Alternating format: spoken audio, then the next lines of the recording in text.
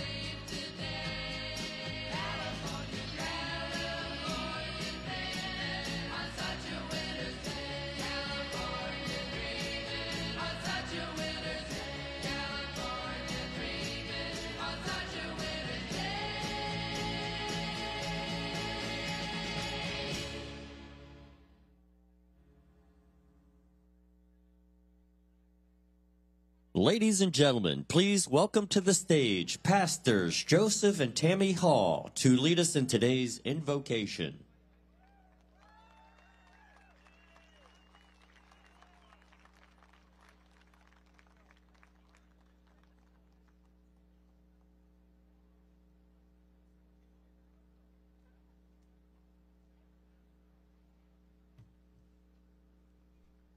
Hello, my fellow patriots. Come on, any patriots here today? Any faith-filled, God-fearing patriots here? Well, again, my name is Joseph Hall. This is my lovely wife, Tammy. We serve as the lead pastors of Crossroads CBN Council Bluffs, Iowa. I've been called America's most patriotic pastor. However, I have a feeling that many of you are just as patriotic as me, right? How many are proud to be an American? Okay, I'm not here to preach, y'all. I'm here to pray, so let's pray. Will you bow your heads, raise your voices, and your hands toward heaven with me? The Bible says, if my people who are called by my name will call on my name in prayer, that God will hear our prayers, forgive our sins, and heal our land. So let's call on God because we need Him, y'all. Let's pray. Our Father in heaven, Abba Father, Jehovah God, Jehovah Elohim, Adonai, Yahweh, Jehovah Rapha, Nisi, Jehovah Shalom.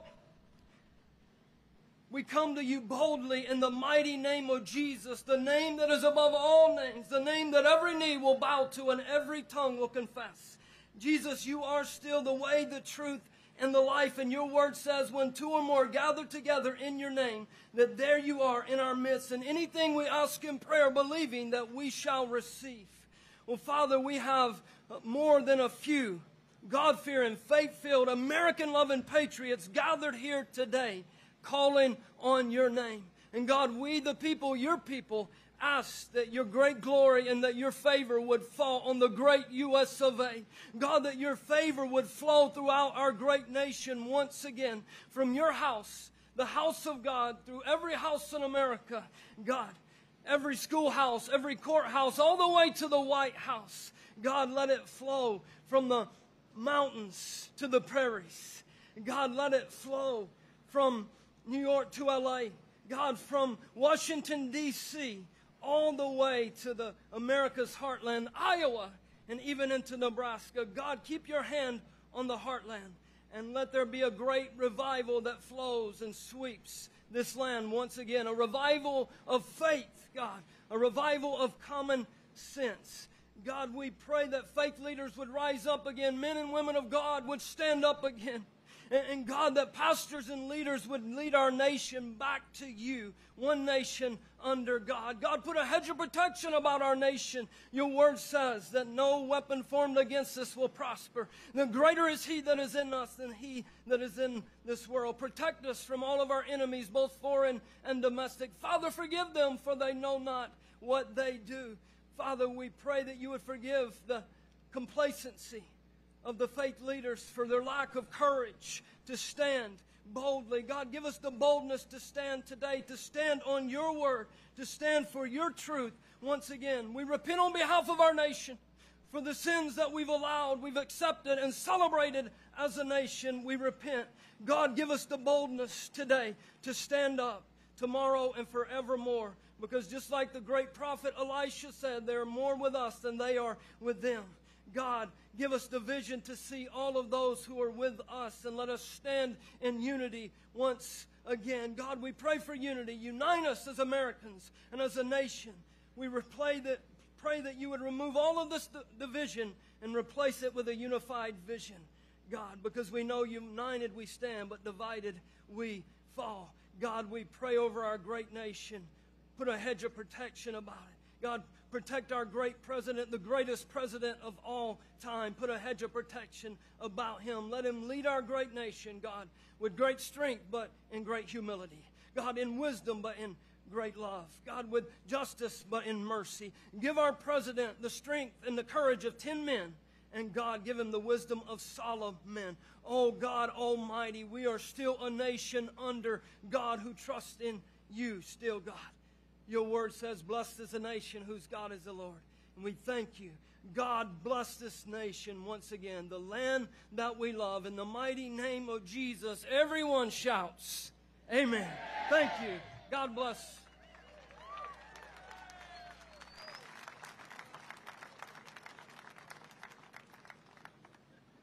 Ladies and gentlemen, please welcome to the stage former National Director of the American Legion, David Rabine, to lead us in the Pledge of Allegiance.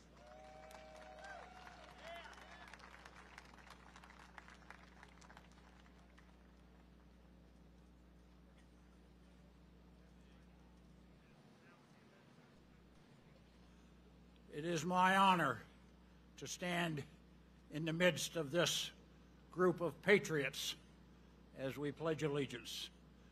Please uncover, fix your gaze on one of the many flags that fly in front of us today, and join me in pledging allegiance to that flag. I pledge allegiance to the flag of the United States of America and to the republic for which it stands, one nation under God, indivisible, with liberty and justice for all. Thank you.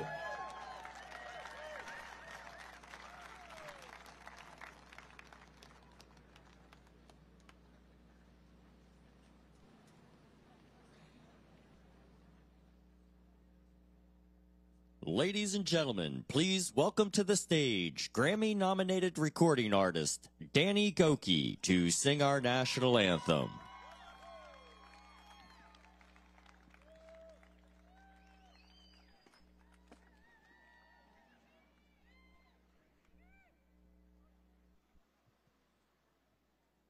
Can you help me sing this song? Oh, say, can you see by the dawn's early light what so proudly we hailed at the twilight's last gleaming, whose broad stripes and bright stars through the perilous fights o'er the ramparts we watched were so gallantly streaming, and the rockets' red glare, the bomb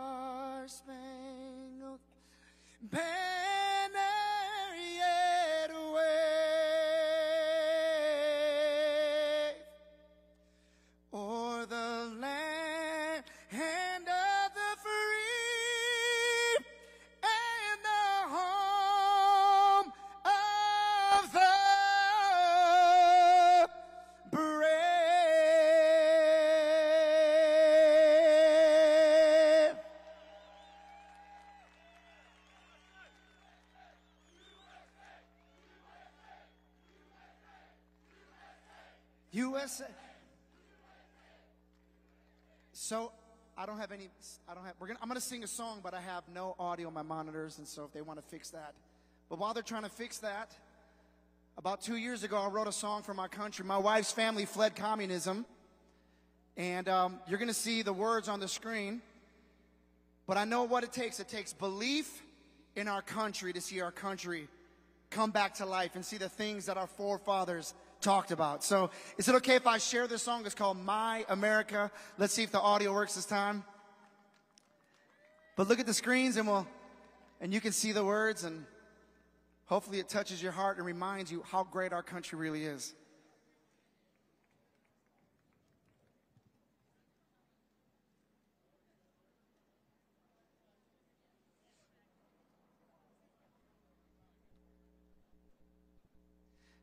Y'all look good today, by the way.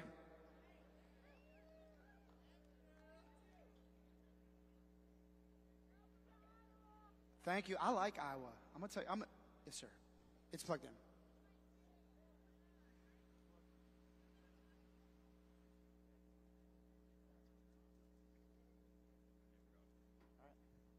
All right, take a look at the screens as I sing this song.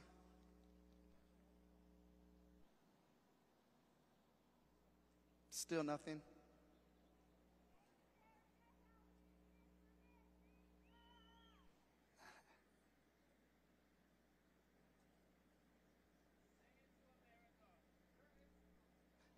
Well, there's supposed to be music with it. Acapella? Oh man, you want me to do it? Well, if we do it acapella, they'll have to start it over, and I can try. I'll have to read the words because I don't have any timing with music. All right, I'm going to do it a cappella. It looks like I'm going to watch the words with you, all right?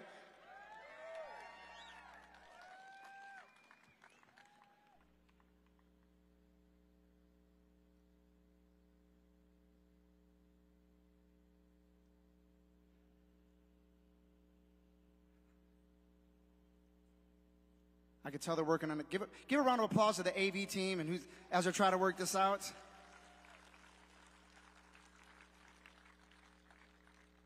I hear them say our country's far too gone. Even claim our fathers got it wrong. But I won't give up on us, and I'll take a stand. 'Cause we can overcome. This is not the end. I still believe in us, oh America. You're still the land I love, though a little bruised up.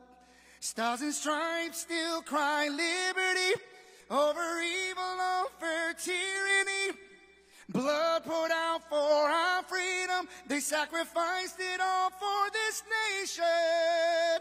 I still believe in us, my America.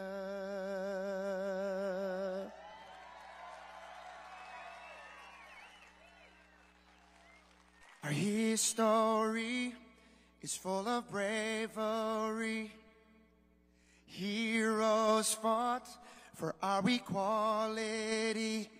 Now is the time to make peace and forgive our faults, because united we stand, or divided we will fall. I still believe in us, oh America. You're still the land I love, though a little bruised up. Stars and stripes still cry liberty over evil, over tyranny. Blood poured out for our freedom. They sacrificed it all for this nation. I still believe in us. America, America. God. Oh, all right, we got the two songs going on. All right, that's a different song that they just started playing. All right, so what just happened here was two songs collided in that moment. Do we have the last one that we can? You guys, I'm so sorry about this. It's actually a really good song, at least I think. I wrote it.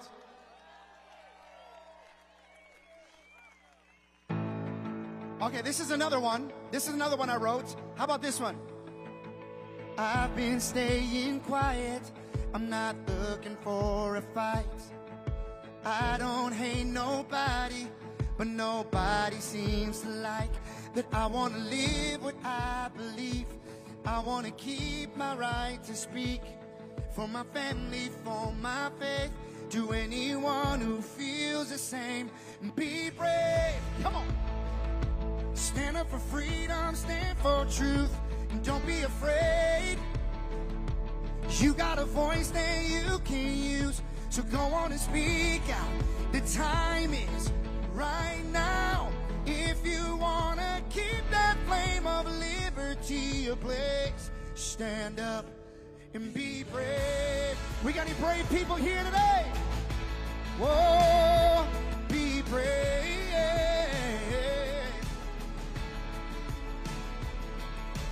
We're the generation that has to make a choice.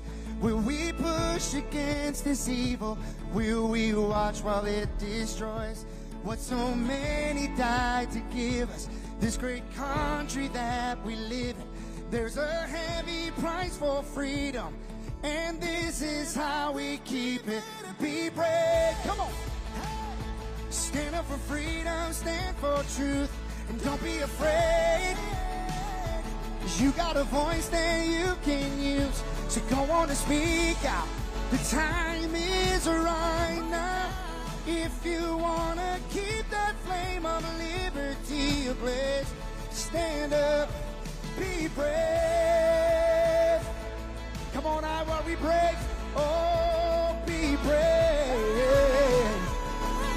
Come on, look at the screens. Let it clear.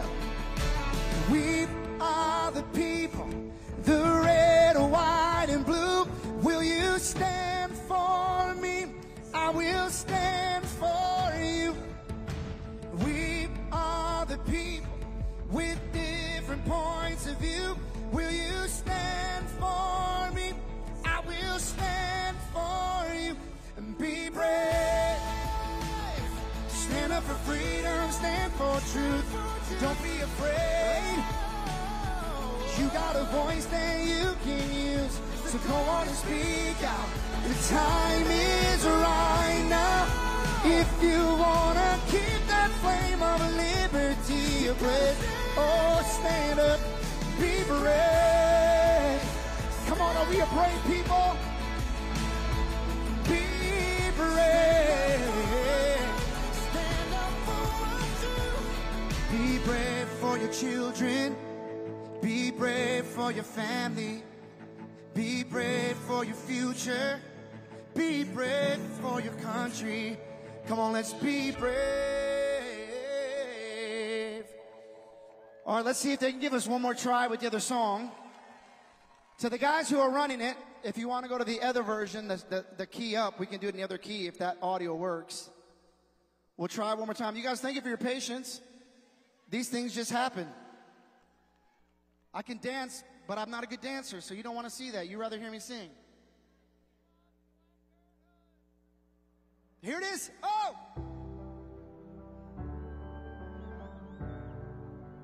I still believe in our great country. Can I get my microphone up in my ears, please? I hear them say our country's far too gone. Even claim our fathers got it wrong, but I won't give up on us, and I'll take a stand, 'cause we can overcome. This is not the end. I still believe in us, oh America. You're still the land I love, though a little bruised up. Stars and stripes still cry liberty over evil, over tyranny. Blood poured out for our freedom. They sacrificed it all for this nation. I still believe in us, my America.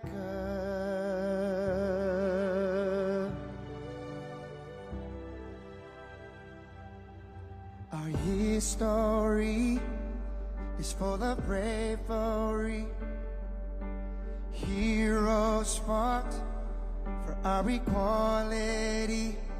Now is the time to make peace and forgive our faults, because united we stand, or divided we will fall. I still believe in us, my America. You're still the land I love, though a little bruised up. Stars and stripes still cry liberty over evil, over tyranny. Blood poured out for our freedom. They sacrificed it all for this nation. I still believe in us, America, America. God shed His grace on thee and crown thy good with brotherhood, from sea to shining sea.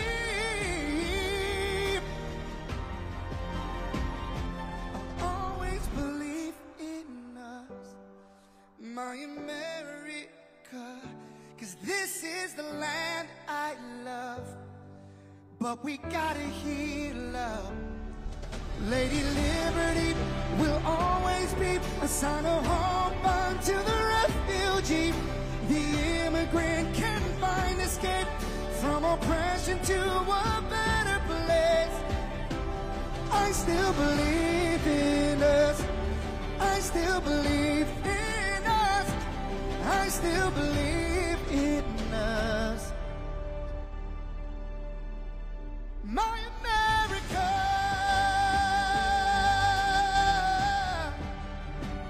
Our America.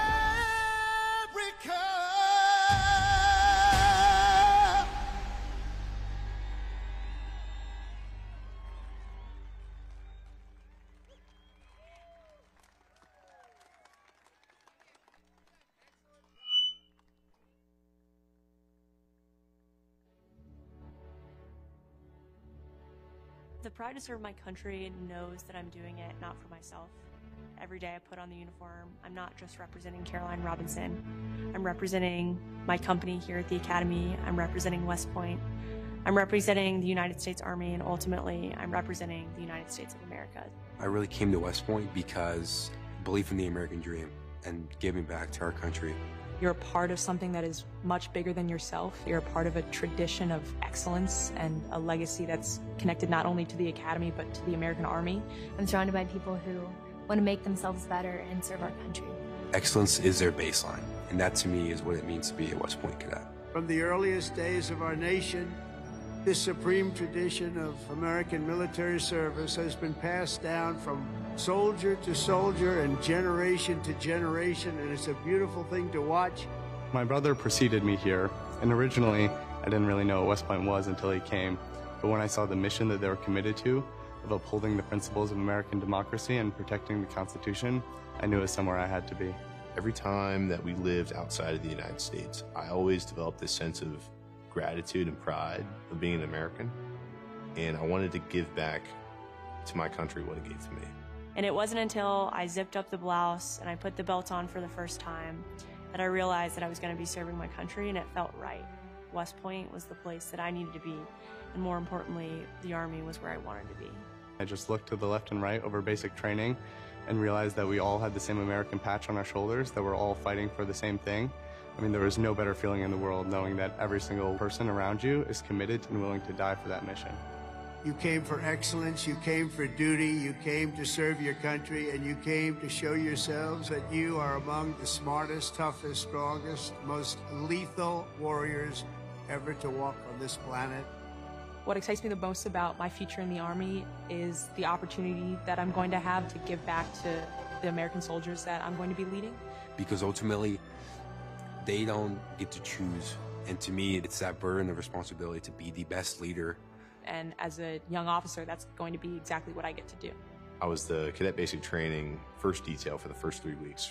And I got to see the new cadets come in from their families' homes and being in process on their very first day and watching them grow so quickly.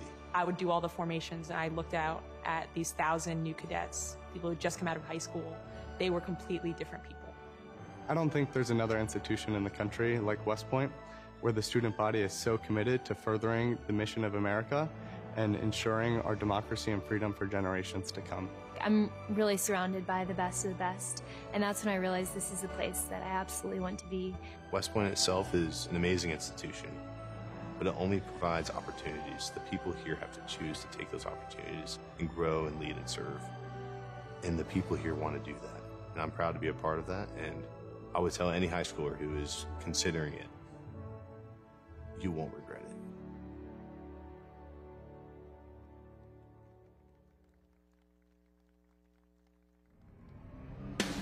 it. Ladies and gentlemen, please welcome to the stage CEO of the Iowa State Fairgrounds, Jeremy Parsons.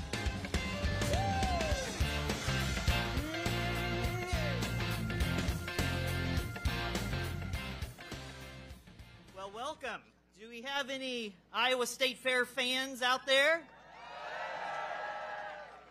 We picked the perfect day for you. It's hot. You're on the Midway lot. If you were spinning around, it'd be a great day at the fair. But thank you for being here today, and welcome to the beautiful Iowa State Fairgrounds.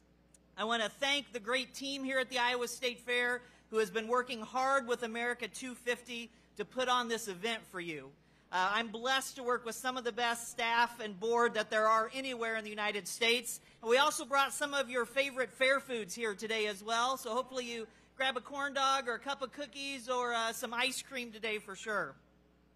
When our nation was less than 100 years old and the state of Iowa was less than 10 years old, a dedicated group of Iowans decided that we should have a state fair. And in 1854, they did just that, held the very first Iowa State Fair. That very first Iowa State Fair was meant to be a celebration, a place where neighbors could gather, a place where blue ribbons could be won, a place where new technology could be viewed, a place where families could be entertained, and a place where agriculture, our state's #1 industry, could be honored. And 171 years later, the Iowa State Fair is still here, and we are still celebrating as big as we ever have, despite all of the changes in our world since that first fair. The fair is a platform for all that is good about our state and our nation. It's a place where youth learn, a place where families safely gather, and a place where our state and our great nation is celebrated every single year. But the Iowa State Fair is not unique. In fact, across our great country, there are more than 2,000 state, county, and regional fairs that attract millions of visitors and generate billions of dollars in economic impact. But our fairs are more than economic engines. They are even more than annual events that you go to with your family. They are traditions rooted in community and connection. They are patriotic. They are all about America. Quite frankly, fairs represent the very best of our nation, and I think that's why you're here today. You also want the very best for our nation. We at the Iowa State Fair are so humbled that you are here with us when we realize that an event of this magnitude, the event that is going to kick off a year-long celebration of our nation's 250th birthday, featuring remarks by President Trump, that event could have been held anywhere in the United States. But we are blessed to have the opportunity to host it here, and we thank President Trump for that honor. So, if you're looking for something to do August 7th through the 17th, come back and celebrate Fair Sweet Fair with us. I guarantee it'll probably be about as hot, so you're already prepared for that. We would love to have you visit. And if you're not from Iowa, I know you've got a state fair in your state that you should go visit as well. Thank you again for being here tonight for this once-in-a-lifetime event here at the Iowa State Fairgrounds. Stay safe, stay hydrated, enjoy the evening. What a beautiful night to kick off a really big party, a year-long celebration of our great nation. Thank you very much.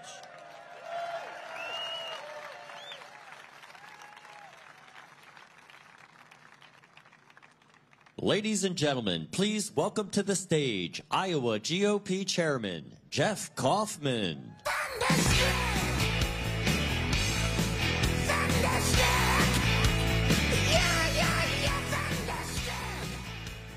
I just had a little bit of a news flash for you. I'm usually known to be pretty bombastic and excitable, so I'm going to try to be calm today, but just in case you haven't heard, America's going to celebrate our 250th, and Donald Trump picked Iowa to start it all. He picked us, folks. Through the years, a lot of presidents have said, I'm the president of the heartland. I'm the president of small town and rural America. Guess what? We've got a man that practices exactly what he preaches in the White House, and he's all ours.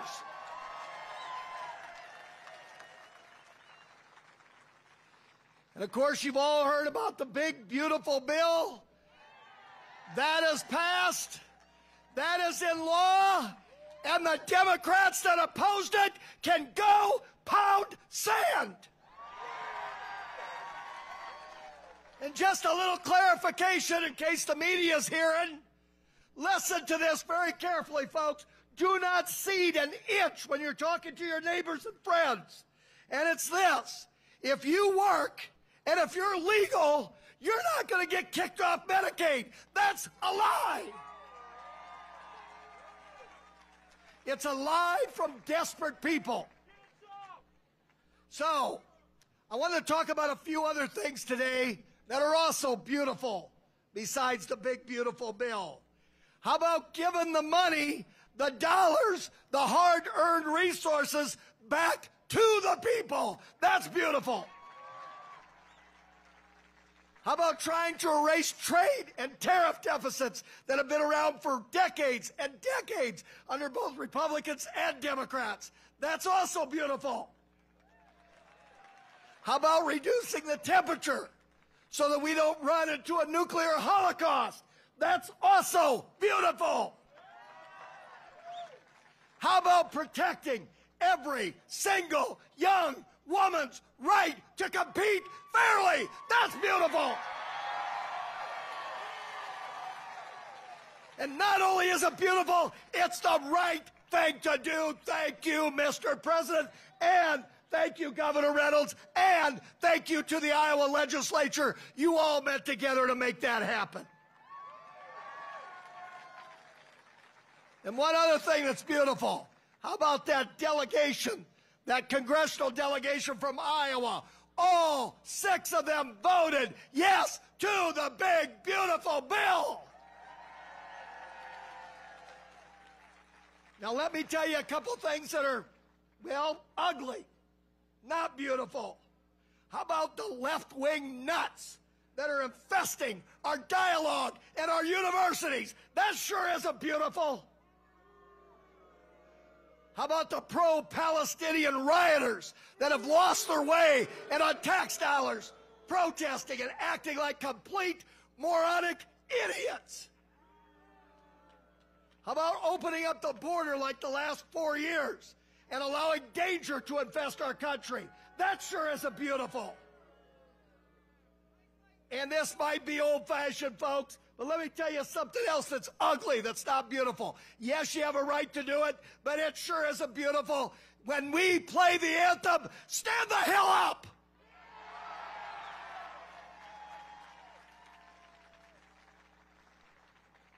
So I just want to end, other than that, I don't have any strong opinions today. I just want to end with a true story. This is going to sound like I made it up, but last night I was on my four-wheeler. I was taking my grandson Oliver for a drive out by the creek. He's 4 years old. Heart and soul, of course, I've spoiled him absolutely, completely, utterly rotten, which is what we're supposed to do. And when we were sitting there by the creek, I was telling him that I'm going to see President Trump tomorrow. So he had all kinds of questions about that. And there's an eagle's nest where we go down. That's why we go down and watch the creek at that point. Honest to goodness, it was like a Hollywood show. The eagle took off and was in flight and flying around. And Oliver said, look, Papa, there's an eagle. I'm truly not making this up. So I finally looked at him. I said, Oliver, do you want me to say anything to President Trump? How telling this was, honestly. He looked at me. He says, Papa, tell President Trump that I love eagles. You know what? We love eagles. We love Iowa. We love this country. And here's a message that starts right now, and this can be a unifying message. And that is, and I want everybody to hear you, folks. I want them to hear you back there. We also love President Trump, period. Thank you.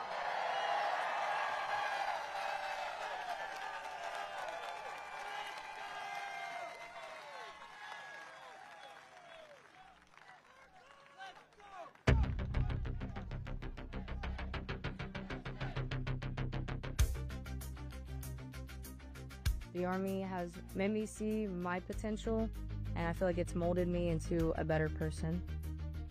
I grew up in a very patriotic household. My grandfather, he served in World War II, and his brother, my uncle, served in Vietnam. I can do this. If they can do this, I can do this. When I was born, my dad was still serving in the military, and him coming home in his uniform, I'm like, yeah, I want to do that. Clear for takeoff. My motivation, I think it follows in line. I think with what my family's done is kind of a sense of duty to serve our country and give back since it's given us so much. I'm a very, let's say, timid person, but definitely helped me become a more confident person.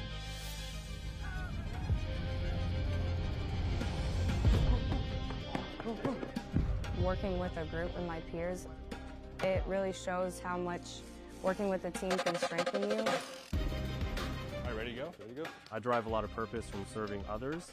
I think serving something bigger than myself gets me out of bed every day. Yeah, keep following up, keep following up.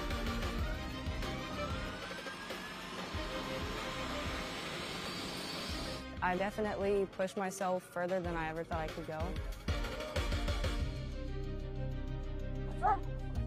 I joined the military service because I want to deploy. That's my main goal, is deploy, deploy, deploy. If we get the call, we have to go somewhere, we'll do what needs to be done. That's just the way we operate here.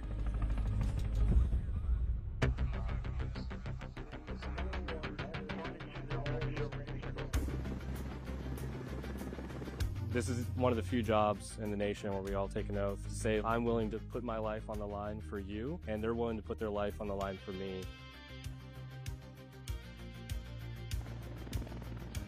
This is what we train for. This is what I want to do. My team leaders and squad leaders, they know exactly what to do. Check equipment, check weapons, check ammo.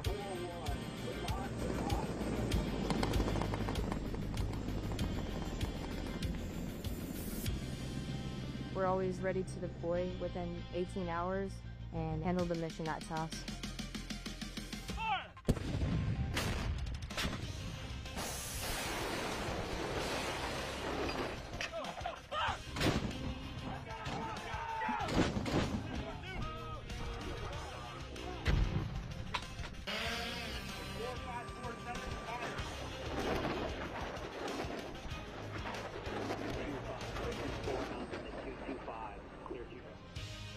We jump so frequently so that our jump masters and paratroopers are ready to deploy.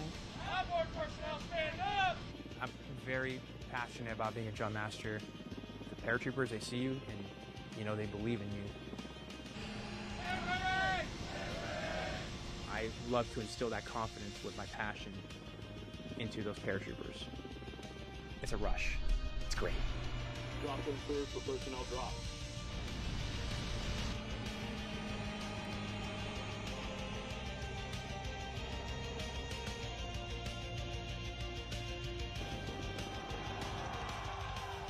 This week we honor 250 years of valor and glory and triumph by the greatest fighting force ever to walk the face of the earth, the United States Army.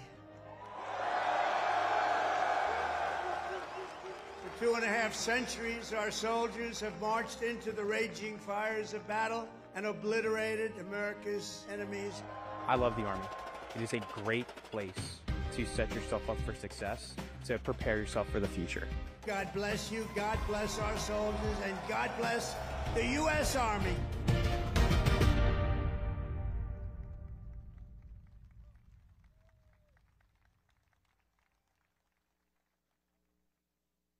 Ladies and gentlemen, please welcome to the stage Senator Joni Ernst. Hey, Uncle Sam, put your name at the top of his list, and the Statue of Liberty started shaking her fist, and the eagle will fly, and it's gonna be hell when you hear Mother Freedom start ringing her bell, and it'll feel like the whole wide world is raining down. That's right! Thank you all. God bless you. Thank you for being here to celebrate the kickoff to America's 250. What do you think? Oh, God bless our men and women in uniform. Thanks so much. I hope you're enjoying these videos. It is a great day to be an American. Thank you, Iowa, so much. And we are just hours from kicking off the year-long celebration leading up to our nation's 250th year as the greatest country on earth. So, folks, join me in thanking President Trump for choosing Iowa to kick it off. Hey, Iowa has always had President Trump's back because he has always had ours. Whether it's protecting Iowa's first in the nation caucus status, championing our farmers, or revitalizing our economy and small businesses, Donald Trump is making Iowa great again. He has taken action to secure our border and keep our communities safe. And under his leadership, border crossings have dropped to a historic low. So we're not immune, of course, to the chaos that was created by our southern border. Over 9 years ago, a young Iowan, and you all remember her, Sarah Root, of Council Bluffs, Iowa, was killed by an illegal immigrant drunk driving. This tragedy never should have happened, but because of a loophole in the law, Sarah's killer was released. He disappeared. He posted bail and he fled the country. He escaped justice, at least for the past 9 years. After the Biden administration removed him from ICE's most wanted list, we needed a White House that would take action on behalf of American citizens. Yeah, who was it? Donald Trump. So after his inauguration as our 47th president, President Trump wasted no time in getting to work. In fact, he made my Sarah's Law the law of the land at his first official bill signing in 2025, so that this tragedy never happens again. And folks, thanks to President Trump and the tireless efforts of his administration, guess what? Sarah's killer was located and extradited back to the United States in March.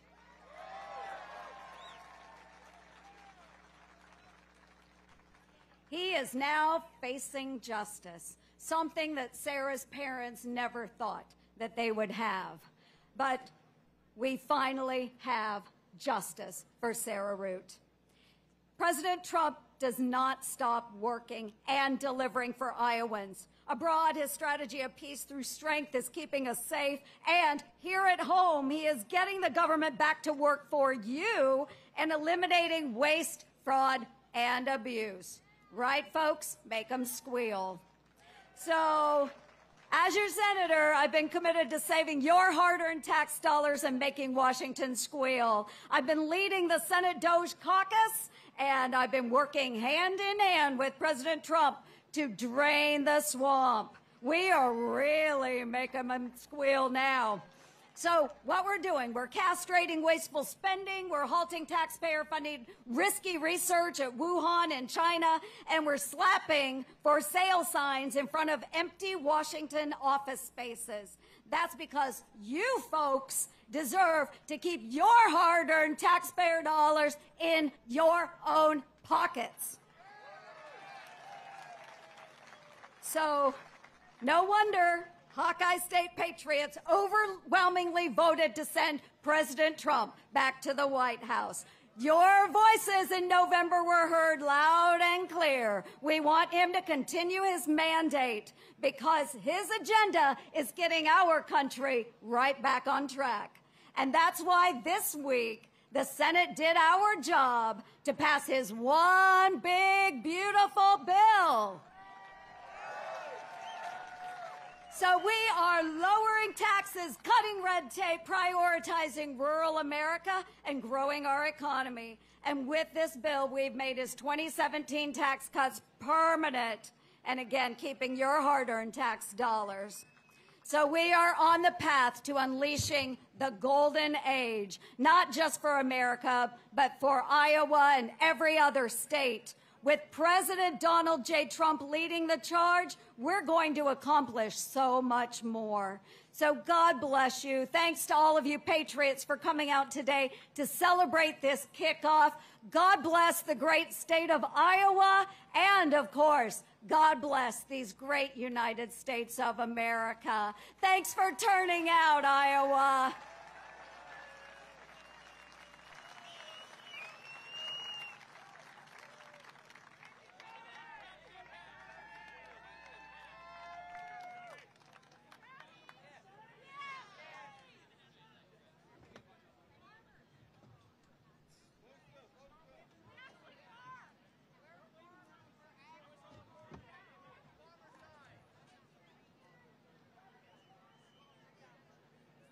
Ladies and gentlemen, please welcome to the stage Senator Chuck Grassley.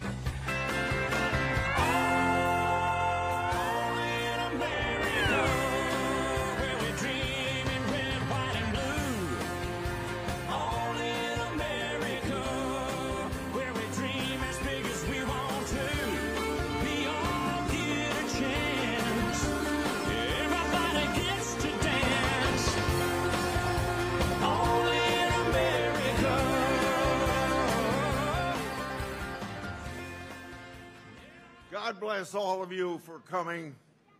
It's nice to have hot weather, better than cold, but thank you for honoring our president, but more importantly, thank you for honoring the United States of America as we join this opportunity to be with President Trump to kick off America 250. We're once again first in the nation, just like every 4 years we're first in the nation. You know, tomorrow will be 249 years since 56 Americans signed the Declaration of Independence. By signing that document, they were traitors to King George III, but they're what you and I would honor as freedom fighters. They knew at that time that King George III was going to restrict their freedoms.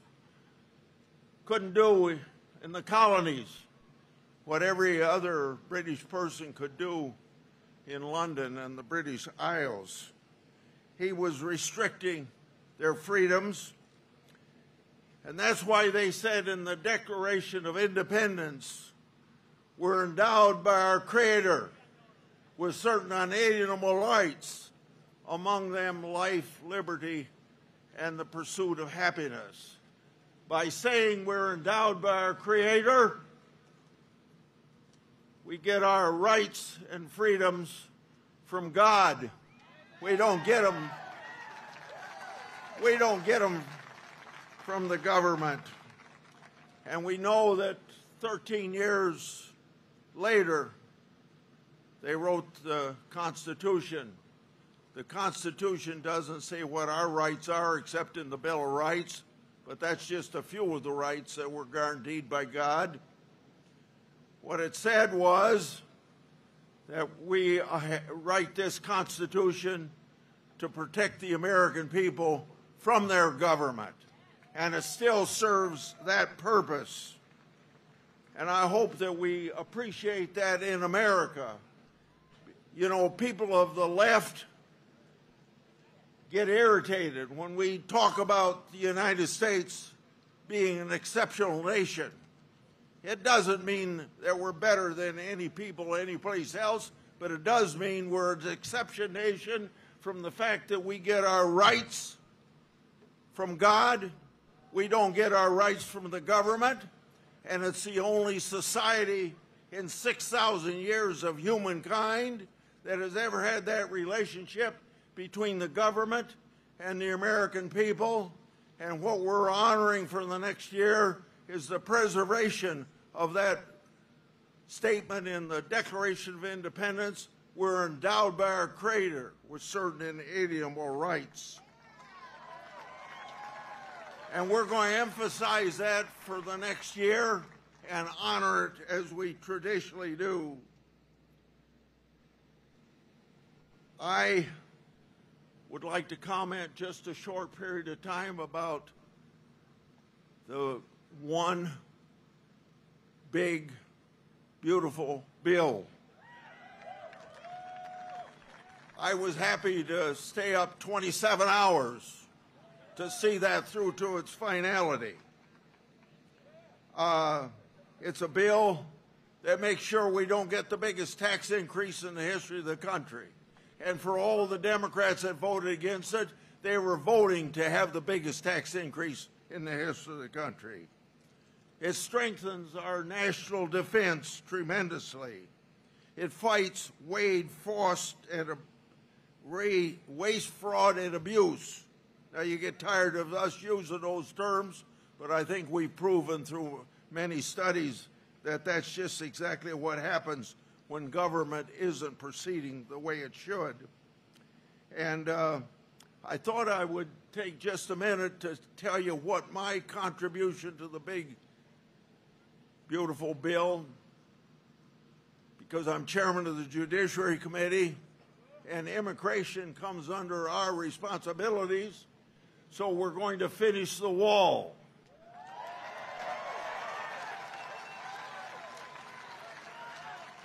We're going to add tremendously to the number of people patrolling that border, but more importantly, the number of people that are going to enforce the immigration laws interior, not just at the border. And then we're going to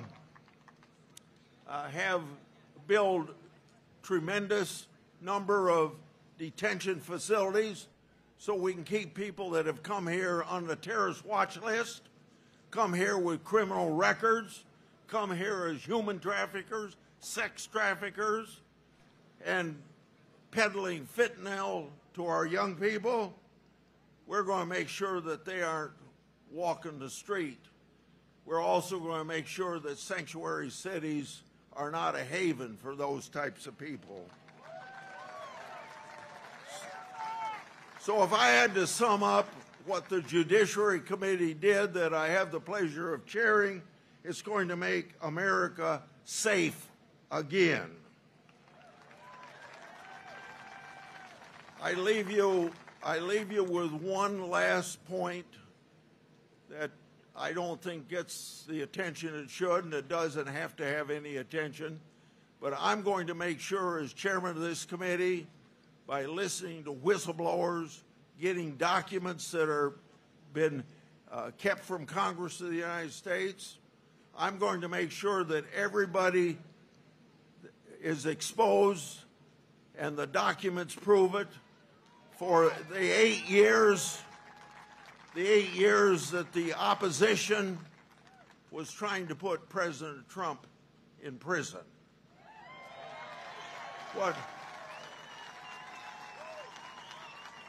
What we're doing,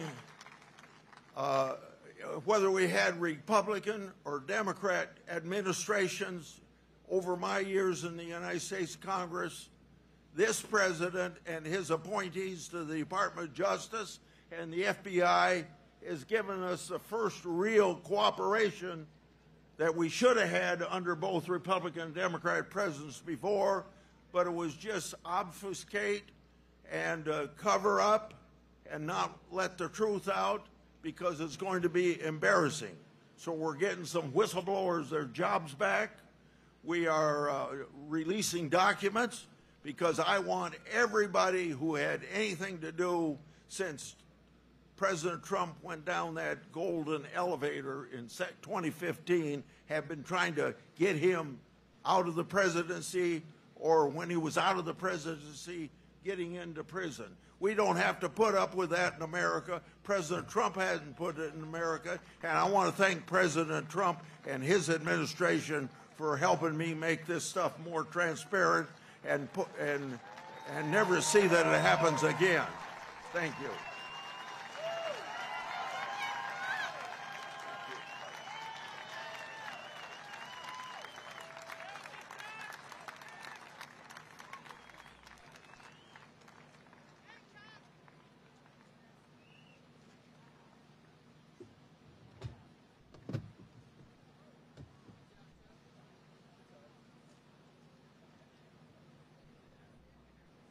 Ladies and gentlemen, please welcome to the stage Iowa Attorney General Brenna Bird.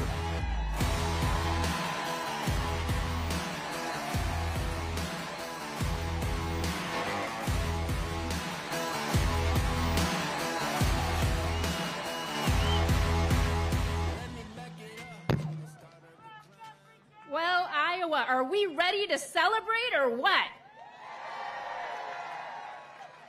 You know, isn't it great that President Trump chose Iowa to celebrate America's big, beautiful birthday?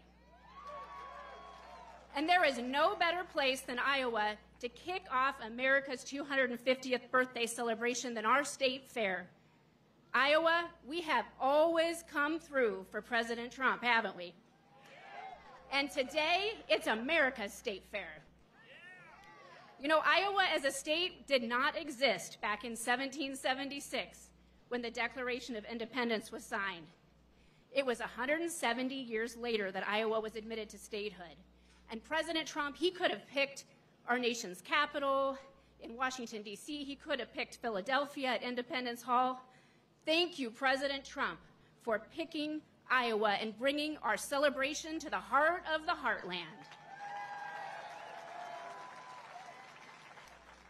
I'm Brenna Bird, and I'm so glad to get to work for you as your Attorney General, get to uphold our laws and Constitution, work every day to protect Iowans, and as a mom and a prosecutor, I will always protect our children and keep them safe. I stand up for law enforcement, and we all back the blue, don't we? Under the last 2 years of Biden, I was pretty busy defending your constitutional rights from that nonstop assault, whether it was the EPA taking on farmers, or they're taking away our Second Amendment rights, or even what we saw where they were going to force boys to be allowed in girls' bathrooms and sports. But we held the forces at bay, didn't we? We held the radicals at bay and upheld our Constitution, and a new day has come. What a difference since January 20th. You know, President Trump, he loves farmers, he protects our rights, he keeps America safe, and he loves our great country. And our great country is about 250 years old, one more year to celebrate. You know, another great president, Abraham Lincoln, he called our Declaration of Independence an apple of gold. Our founding principles, that is what America is. And he said that it's an apple of gold in a frame of silver, the Constitution that enshrines our Republican form of government. We hold these truths to be self-evident, that all men are created equal, that they are endowed by their Creator with certain unalienable rights, and that among these are life, liberty, and the pursuit of happiness. That to secure these rights, governments are instituted among men, deriving their just powers from the consent of the governed. That is our Declaration of Independence, and I am proud to be an American.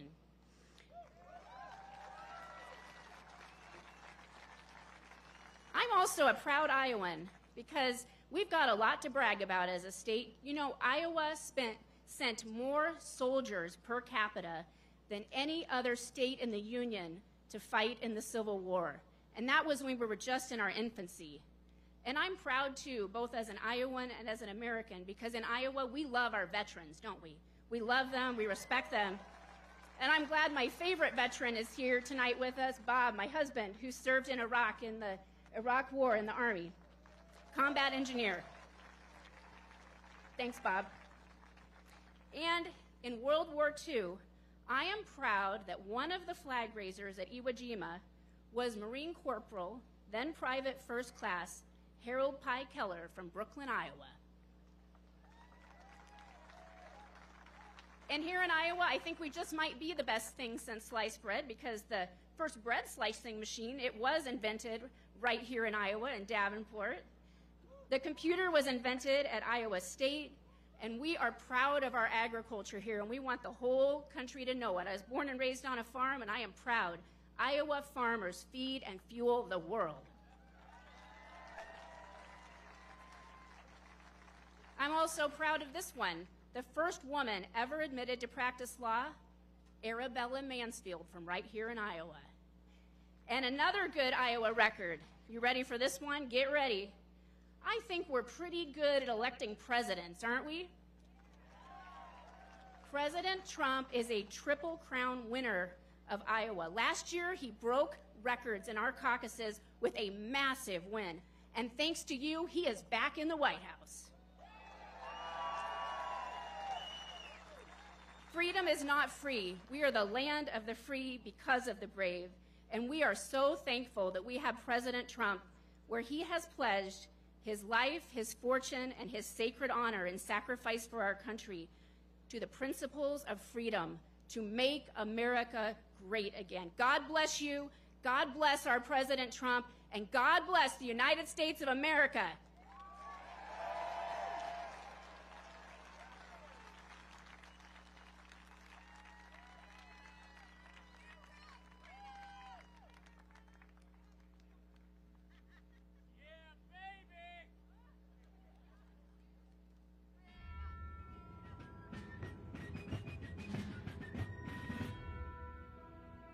Before we even had a country, we had an army.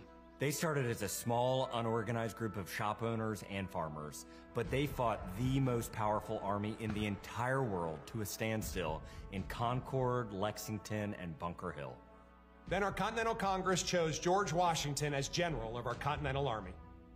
But it wasn't until 1 year later, on July 4th, 1776, that news arrived of the signing of our Declaration of Independence. Now we had a new army and a new nation. With little gunpowder, no shoes, bloody feet, few cannons, little training, and even less food. Valley Forge started in December. They went into winter camp in December of 1777. Approximately 2,000 Americans died that winter of disease. They lived through hell, but they never ever gave up. Not this army, not this first American army. Finally, Washington and his army arrived, here at Yorktown, where they had General Cornwallis and his powerful British army trapped in this city against the sea. All of the preparation that Washington has learned through the course of those 6.5 years meets its full force here at Yorktown, and he employs it brilliantly. Sailing from the Caribbean, the French Navy arrived and took on the British fleet. Washington decided to make his move. Our men began digging to get closer and closer to the fort, finally getting within rifle and cannon range.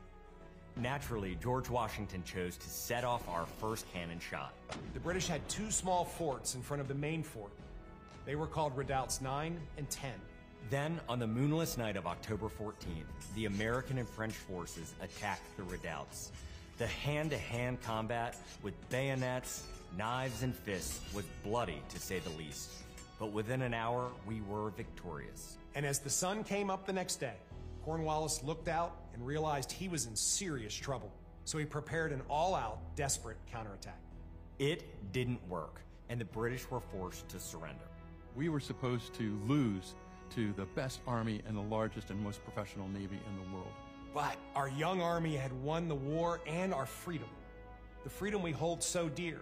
And 250 years later, for what started as a ragtag group of shop owners, has now become the most powerful army in the world.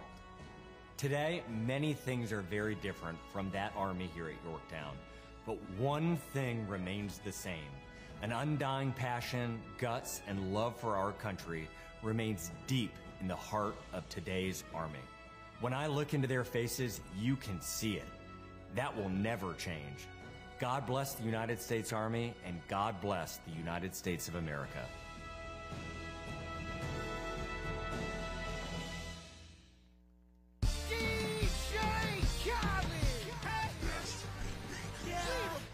All I do is win, win, win, no matter what. Got money on my mind, I can never get enough. And every time I step up in the building, everybody hands go up. And they stay there, and they say yeah, and they stay there. Cause all I do is win, win, win. And if you going in, put your hands in the air, make them stay there.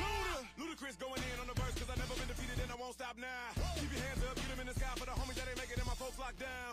I never went nowhere, what they saying Luda's back. Blame it on that contour, the hood call it Luda yak. And I'm on this foolish track, so I spit my foolish flow. My hands go up and down, like strippers' booties go. My verses still be serving, tight like a million virgins. Last time on a college remix, now I'm on the original version. Can't never count me out, y'all better count me in. Got 20 bank accounts, accountants count me in. Make millions every year, the South's champion.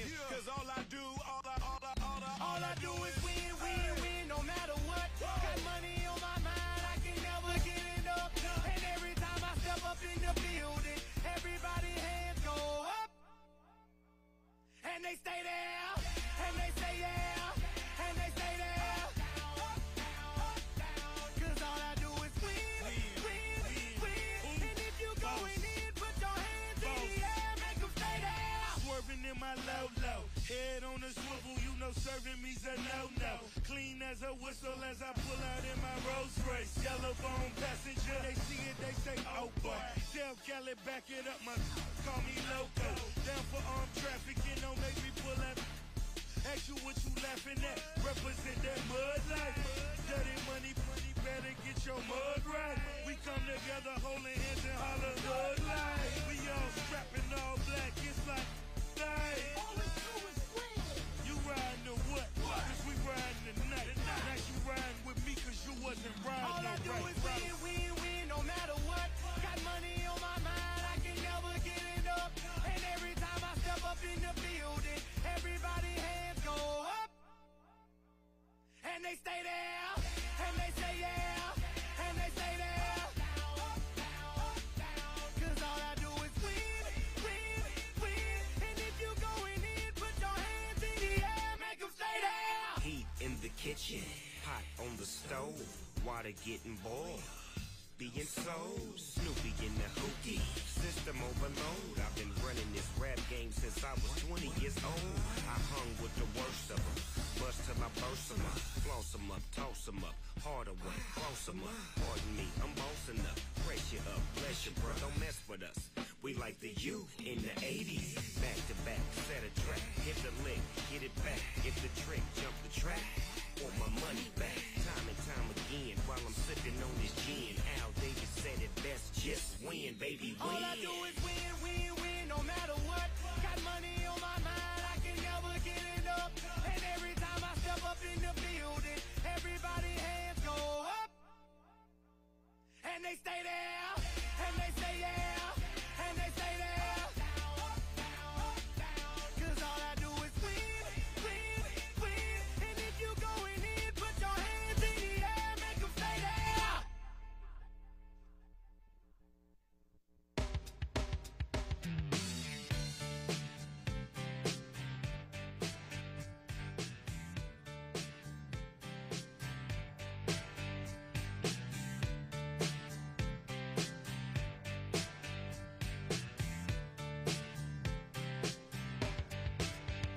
It was 1989, my thoughts were short, my hair was long. Caught somewhere between a boy and man. She was 17 and she was far from in between. It was summertime in northern Michigan.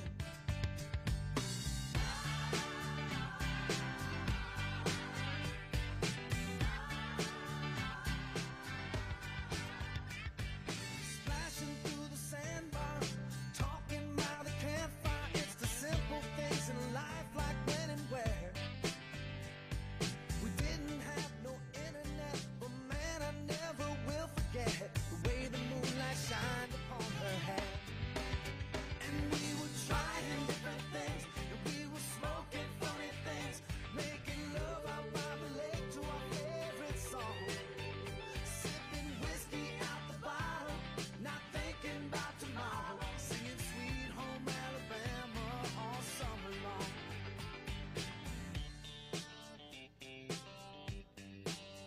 Singing Sweet Home Alabama all summer long. Catching walleye from the dock, watching the waves roll off the rocks. She'll forever hold a spot inside my soul. We'd blister in the sun, we couldn't wait for night to come to hit that sand and play some rock and roll. While we were trying different things, and we were smoking funny things, making love out by the lake to our favorite song. Sipping whiskey out the bottle, not thinking about tomorrow. Singing Sweet Home Alabama all summer long.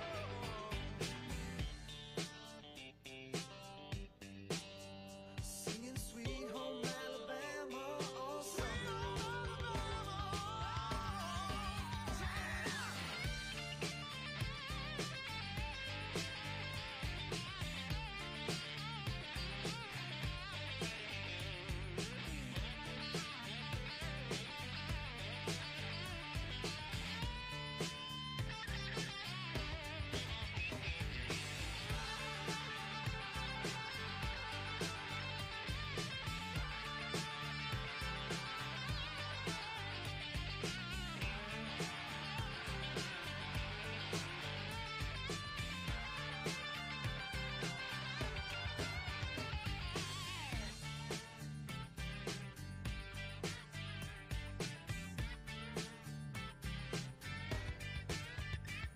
Now nothing seems as strange as when the leaves begin to change.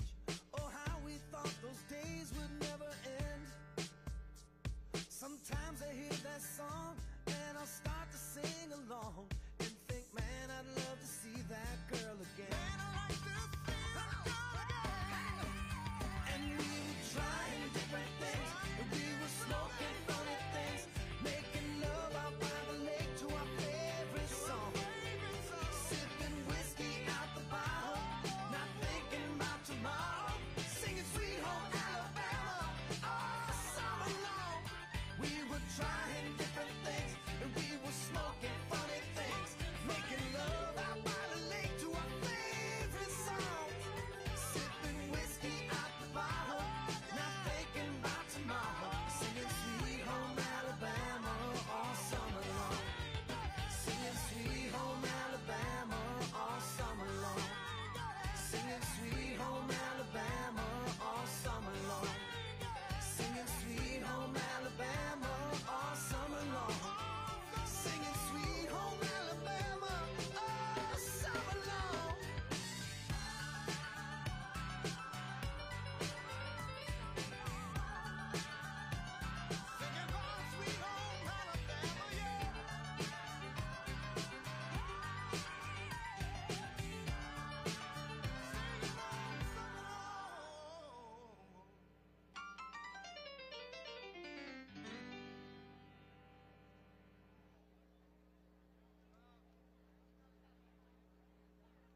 Ladies and gentlemen, please welcome to the stage United States Secretary of Agriculture, Brooke Rollins. I love a small town world. I love a country girl. I love a Friday night. Man, I love this life. Sound of an old dirt road rolling through my mind. Man, I love this life.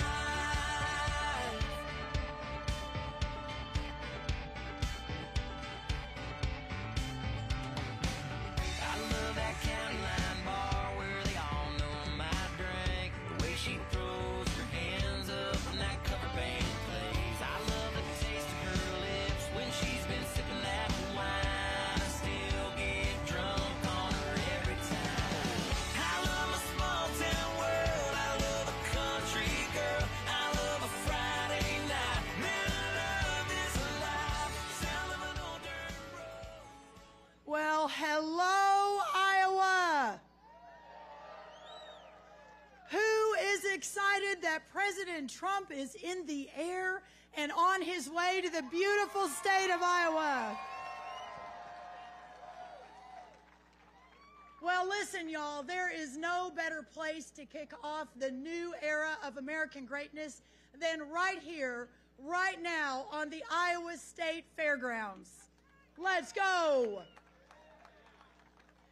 Iowa is the backbone of America, and there is a reason for that. It is the small towns, it is the hearts of the people who live here who power our nation. Iowa feeds America. Iowa, you fuel America. And Iowa will always be the beating heart of America. Our American Revolution was fought for many causes, all under the banner of liberty. But central among them was this: the preservation of a people who work the land, who love their families, who take pride in our country and our flag, and place their trust not in the government, but in our Almighty God.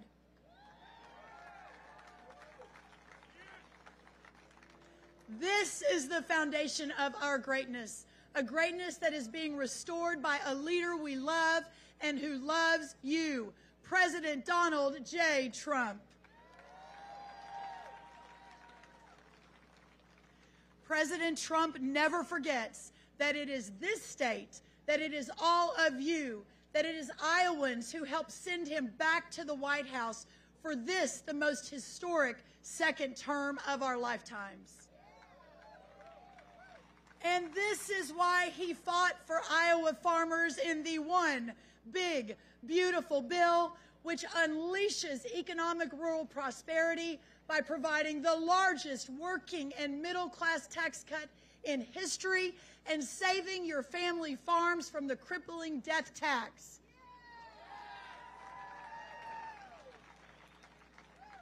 Listen, y'all, I am not from the great state of Iowa. I am a daughter of Texas's farms and small towns. Got a few Texans here. I was just a small town FFA kid growing up baling hay and racing barrels in the tiny town of 1200 in Glen Rose, Texas. But it is there where I learned the virtues that run deep through America's heartland. And that American way of life of hard work and self-sufficiency, of grit and of grace, of faith and of family is not some creation that came about by accident. It is the deliberate consequence of the great American founding itself. It is the creation of the founders and the expression of liberty and of freedom. The founders knew that the culture of entrepreneurship, of independence, of self-reliance, of risk, and of community that characterized the farming life and our farmers was indispensable to the new American Republic. No agriculture, no farms meant no liberty. It was simple then, and it is that simple now. Iowa and the whole agriculture way of life is therefore both part of the American experiment and a signal of its true success. the men who sacrificed themselves upon the altar of freedom at Lexington and Concord 250 years ago did so that this nation could exist now. If they could see it, and I believe they do still see it, they would say it was all worth it. That connection with history and purpose is important now more than ever, because we have, for the first time in a generation, a president of the United States who understands it and embodies it.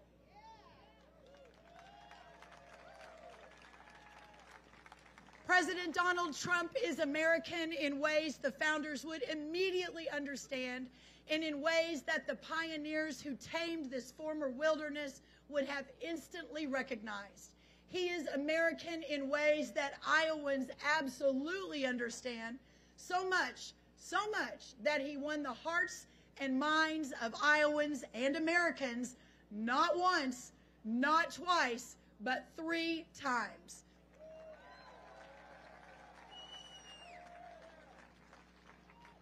And now that you have brought him back to the White House again, he is delivering on his promises. Inflation, the cost of goods, is down. Our border is secure. Our partners across the world are negotiating again for great trade deals for our farmers and our ranchers. And the world is returning to peace once again. And by the way, did y'all hear that the cost of eggs is a little bit down? President Trump's Americanness expresses itself in his agenda. As his Secretary of Agriculture, I can tell you firsthand that his passion for American farmers, for American ranchers, for our rural America is unmatched. And we have the joy of keeping up with him in that respect.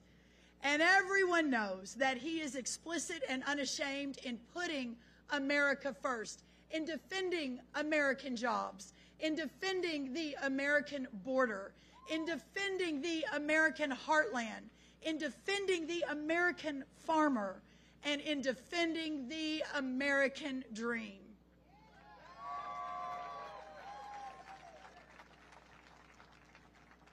It's been almost exactly 1 year since that fateful day in Butler, Pennsylvania, when the world stood still.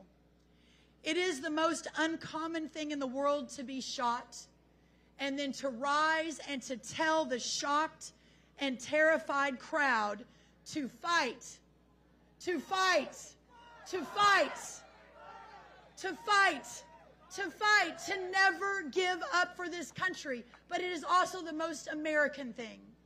I mentioned Lexington and Concord, and there's something in that record of the American Revolution we commemorate now, today, that we must never forget.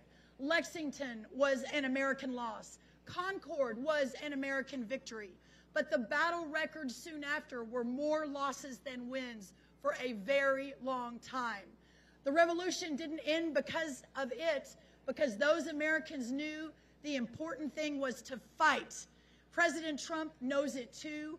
And when you fight, sometimes you win, sometimes you don't. But if you keep fighting and God is on your side, you always win.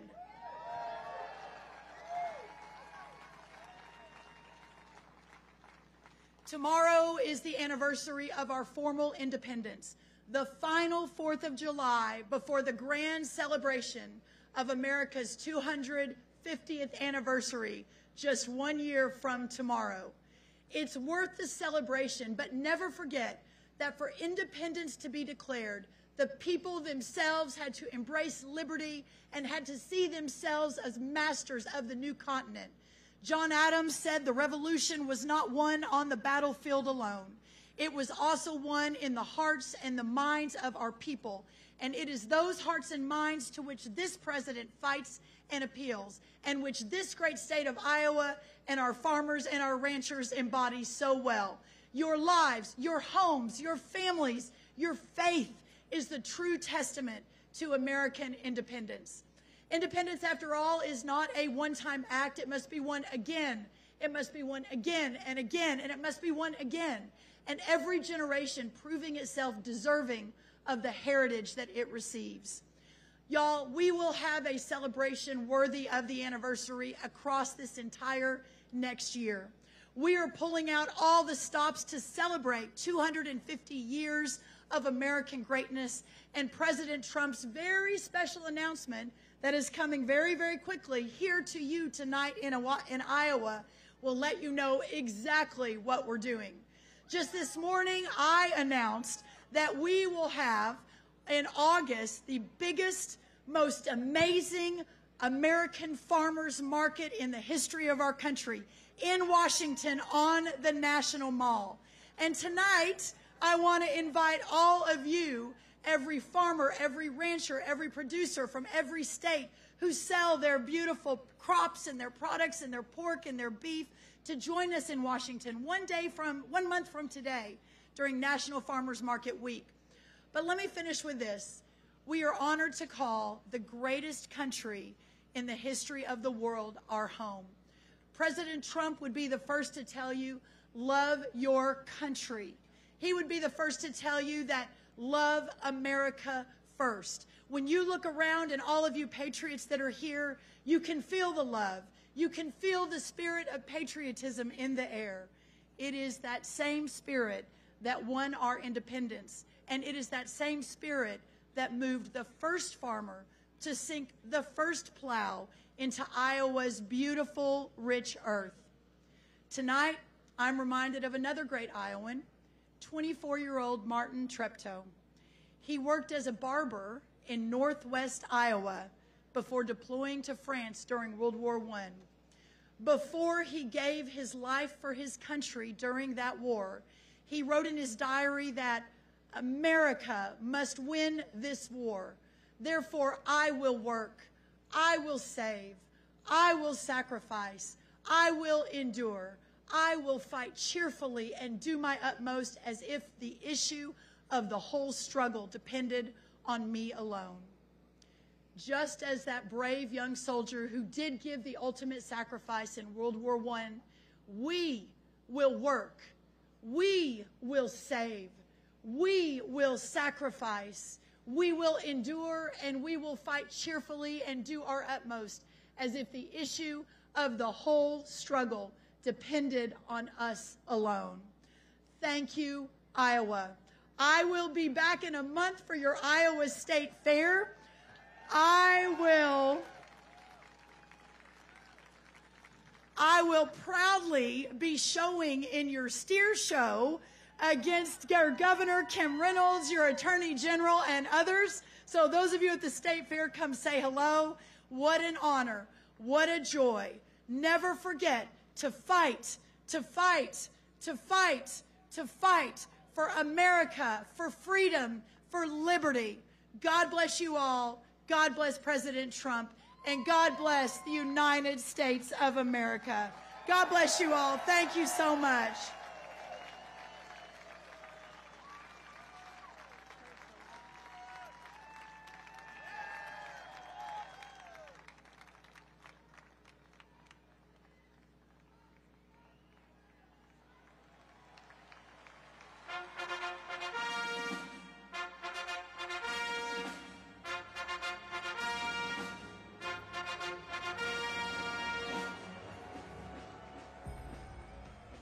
Today we commemorate an event that did not just change American history, but changed the history of the entire world with the creation of America's Army on June 14, 1775.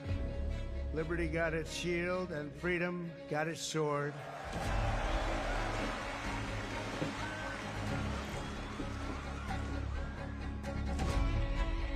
From Bunker Hill to San Juan Hill, from Gettysburg to Guadalcanal, and from the trenches of the Argonne to the mountains of Afghanistan, the Army has forged a legacy of unmatched courage, untold sacrifice, and unequaled glory.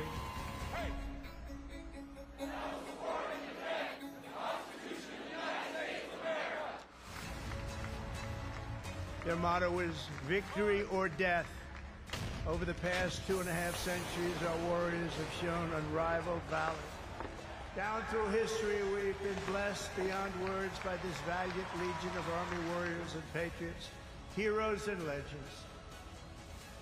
Thanks to their extraordinary service and devotion, 250 years later, America stands tall, America stands proud, and America stands free.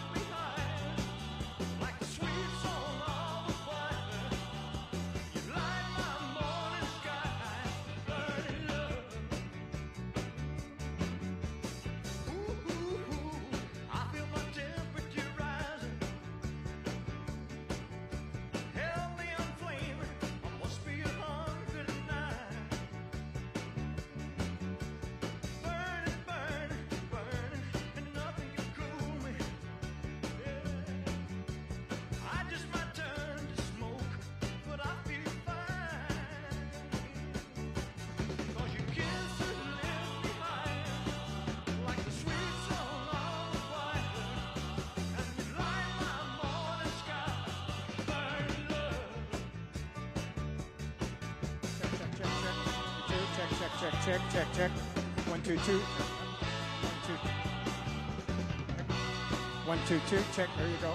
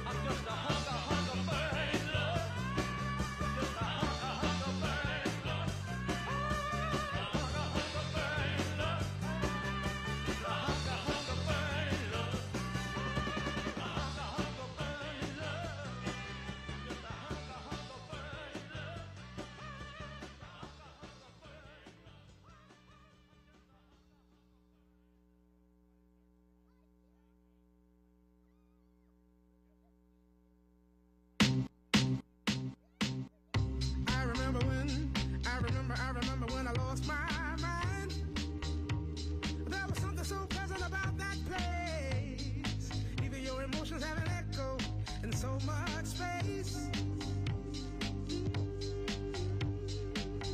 And when you're out there without care, yeah, I was out of touch. But it wasn't because I didn't know enough. I just knew too much. Does that make me crazy? Does that make me crazy? Does that make me crazy? Possibly.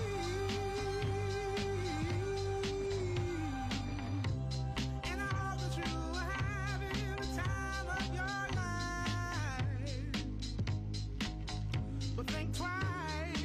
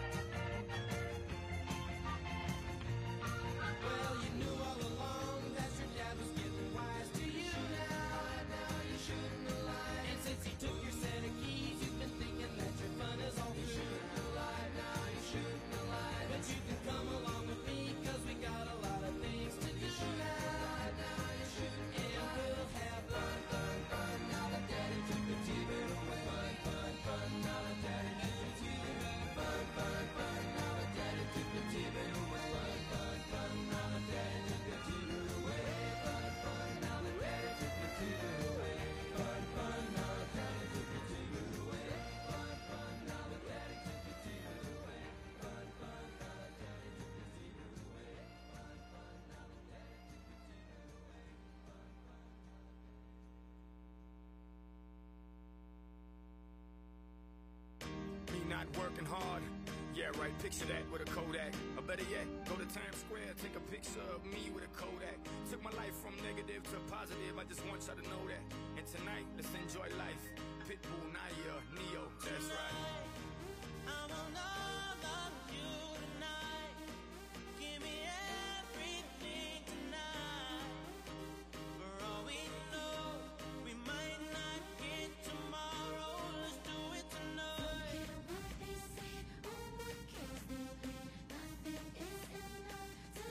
Let's do it tonight. Grab somebody sexy, tell them, hey, give me everything tonight. Give me everything tonight. Give me everything tonight. Give me everything. Take advantage of the night, cause tomorrow I'm off to Dubai to perform for a princess. But tonight, I can make you my queen and make love to you endless. It's insane the way the name growing, money keep flowing. Hustlers moving silent, so I'm tiptoeing. So keep blowing, I got it locked up like Lindsay Lohan. Put it on my life, baby. I'ma give you a ride, baby. Can't promise tomorrow, but I promise tonight. Excuse me, and I might drink a little more than I should tonight. And I might take you home with me if I could tonight. And baby, I'ma make you feel so good tonight. Cause we might not get tomorrow. Tonight, I want all of you tonight. Give me everything tonight. For all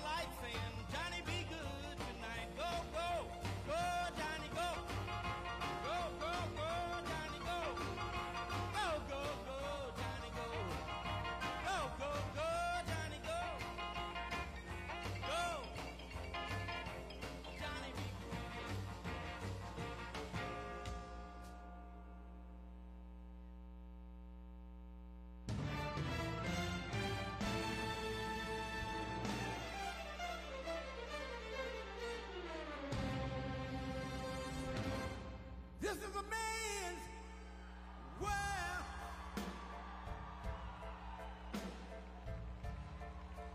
This is a man's world.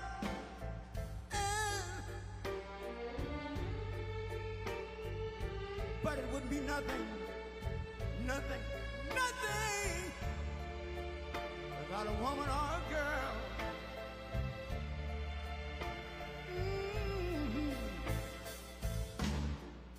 You see, man made the car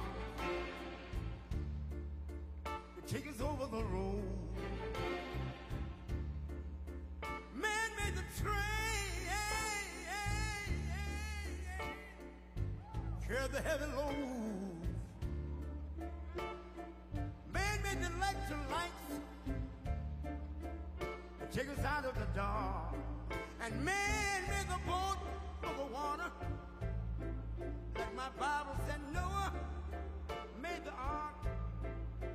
This is a man's world. Ow! But it wouldn't be nothing, nothing, nothing about a woman or a girl.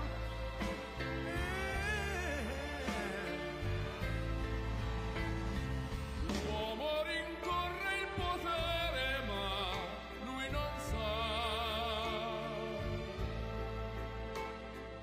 che il grande limite ad essere come si parla. Nel palmo stringe un'idea che non vive, che nella sua fantasia volle, se non si accorge che poi nulla più senza te, si vive solo per sé.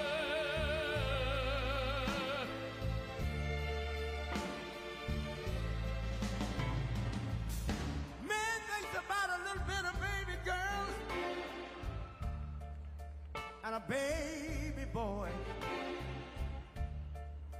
Man makes them happy because man make them toys. But after man made everything he can, man made lira, pesos, dollars, rubles.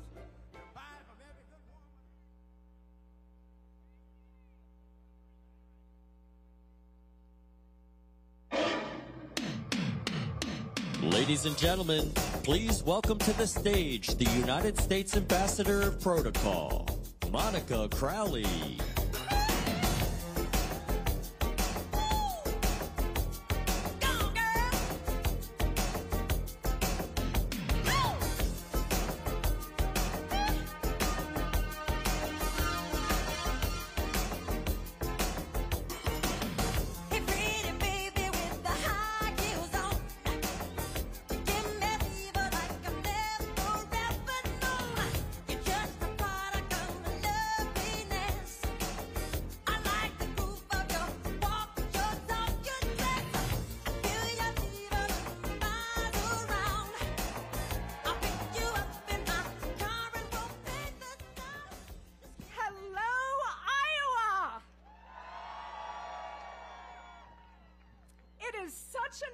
To be back in our heartland as the Trump administration's representative for America 250 and as America's ambassador. Today we kick off our year-long 250th birthday party for America. This majestic celebration is about our exceptional history and the start of a new era of American greatness. Today we launch the next 250 years of American freedom, strength, dynamism, leadership, and pride. And what an absolute gift it is to have President Trump in the White House during this epic moment in our history. 249 years ago tomorrow, a ragtag band of young patriots came together in a small hall in Philadelphia to approve a document that would change the world forever. The Declaration of Independence was more than an airing of grievances against the crown. It heralded a new nation, announced in defiance of tyranny, built on individual rights and freedom. The Declaration was and remains the most eloquent battle cry of all time. The founders knew that when they put their names to it, they were risking it all. As Benjamin Franklin reportedly said, quote, "We must hang together, or most assuredly, we shall all hang separately." And yet, they did it anyway. That is true courage. And that is true faith in the absolute moral necessity to fight for God's gift of freedom.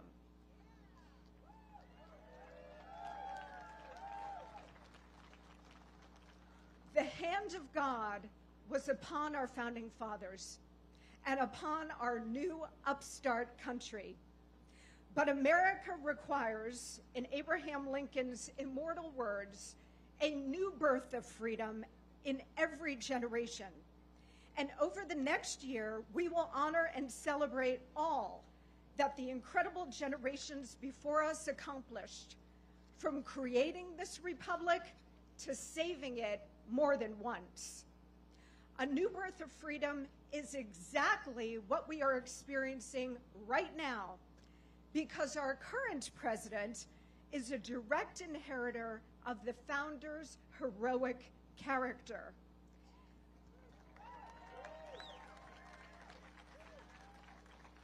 A profoundly brave man, driven by the noble fight for American freedom, guided by the hand of God. From Washington, Adams, Jefferson, and Hamilton to Trump, the through lines of history are clear. President Trump is the heir to those greats who 250 years ago risked their lives, their fortunes, and their sacred honor for America. We are now in a moment in our history when, thanks to President Trump, we are turning the tide again, just as the revolutionary generation did. It is our time to take big risks to save our country. And it is our duty to honor our past generations and their staggering sacrifices, for which we owe them a huge debt of gratitude. We are the natural successors to the Revolutionary War generation, fiercely independent, ruggedly individualist, faithful to God and country, with a white-hot love of liberty and the unique, enduring American spirit. It's been said, and I've studied history, so I know this argument well, it's been said that great civilizations tend not to last more than about 250 years. We have made it to year 249 with our big 250 coming up next year. This is an inflection point for the United States. We really do stand at a crossroads in history. As a nation, we could continue to slide into steady decline, or we could choose a restoration of American vigor, patriotism, and purpose.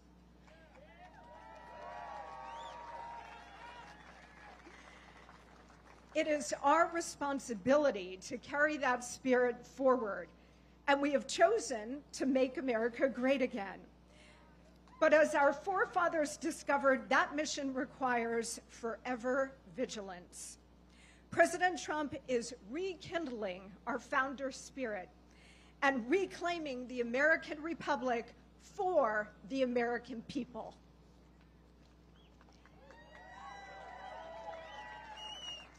He is launching us into the next 250 years of American greatness, as he did in his first term, by delivering a strong economy which the big, beautiful bill, which was passed today and the president is going to sign tomorrow,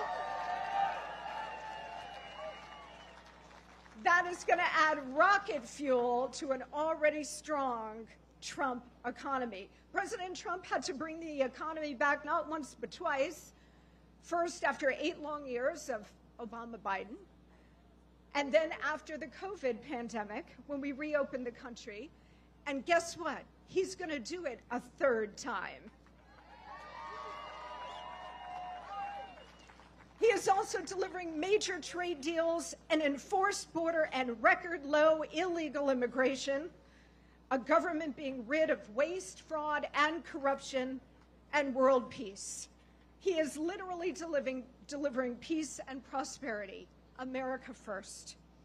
I don't know what more people expect or want from an American president. He is literally fulfilling the entire job description and so much more. He is fulfilling America's very destiny. This is the new golden age, and with God's help, we will make America even greater over the next 250 years.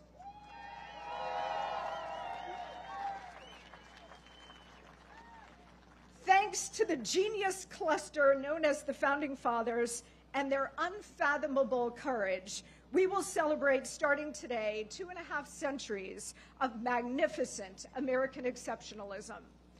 America is a great country, of course. It is also a good country because of the spirit of the American people. One nation truly under God, a beacon of hope, a citadel of liberty, a light in the darkness. This is why we're all here today.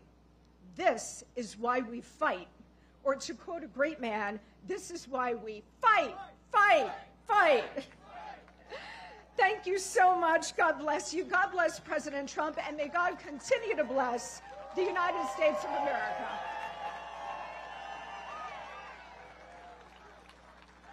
Thank you.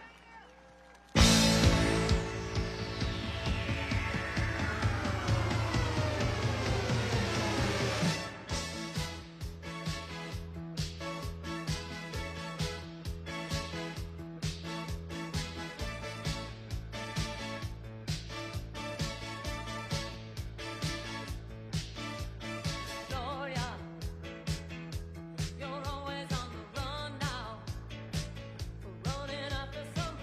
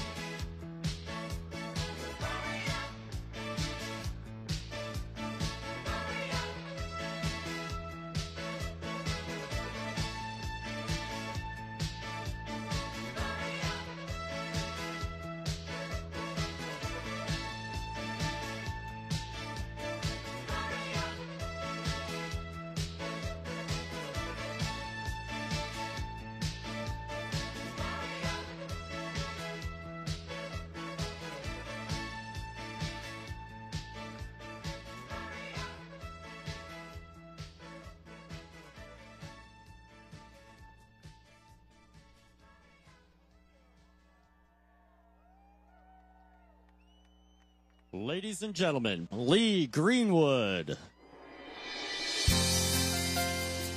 Hello, Iowa! Ladies and gentlemen, please welcome the 45th and 47th President of the United States, President Donald J. Trump.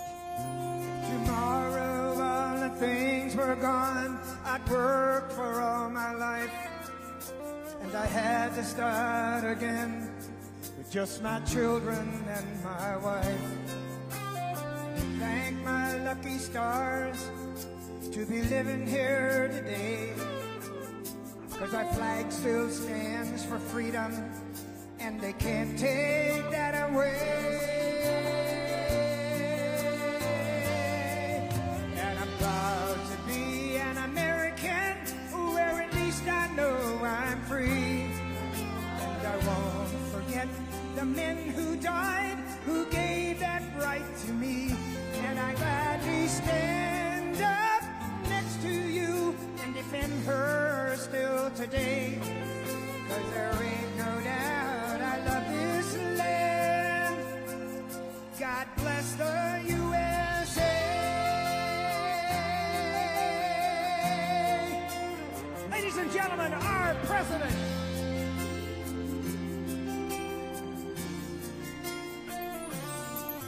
From the lakes of Minnesota to the hills of Tennessee, across the plains of Texas, from sea to shining sea, from Detroit down to Houston, and New York to LA. There's pride in every American heart, and it's time we stand and say that I'm proud to be an American, where at least I know I'm free. And I won't forget the men who died, who gave that right to me. And I gladly stand up next to you and defend her still today. 'Cause there ain't no doubt I love this land. Sing it! God bless the USA.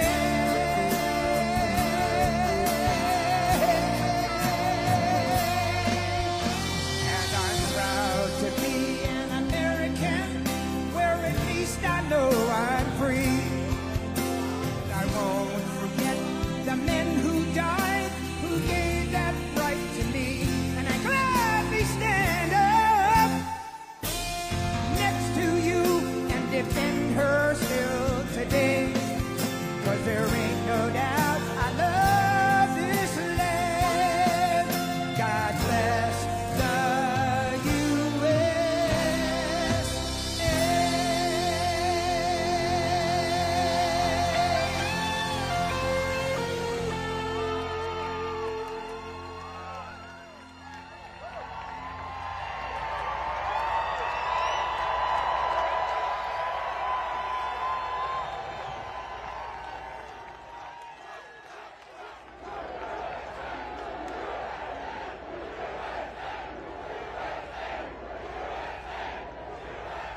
What a crowd.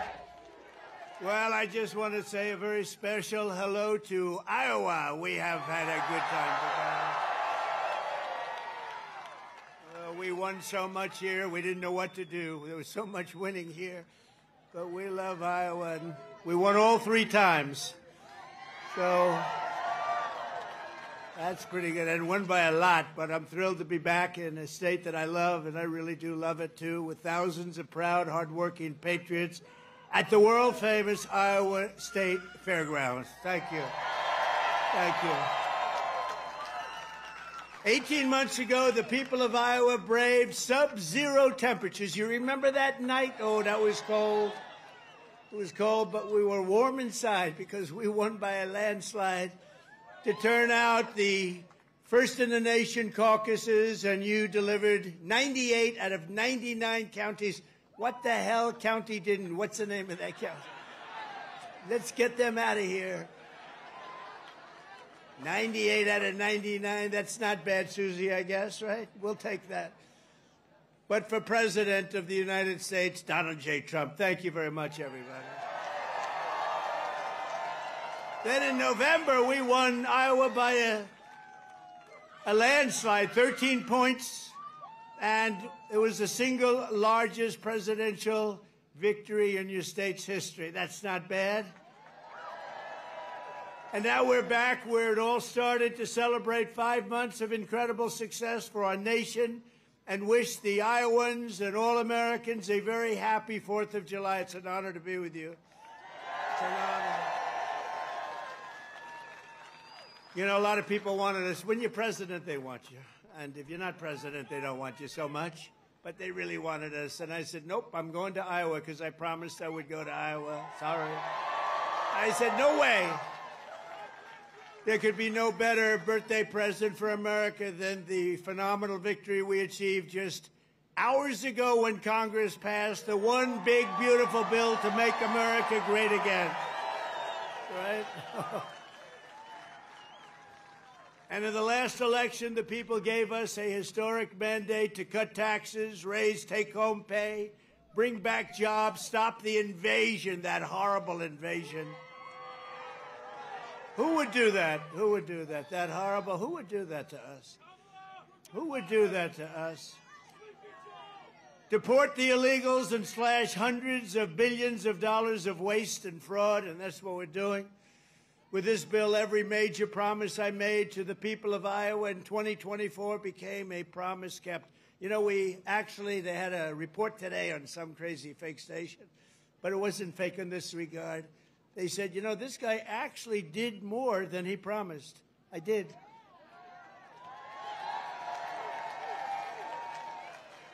And I have another hat back there. It says, Donald Trump was right about everything. And I said, no. No, that sounds a little too conceited, but it happens to be true, I must tell you. This bill includes the largest tax cut in American history,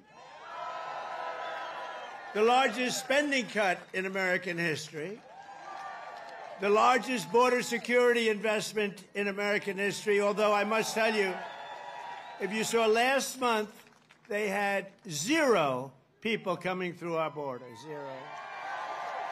I'm not sure that's even possible. You know, I'll take it, but somebody must have got to.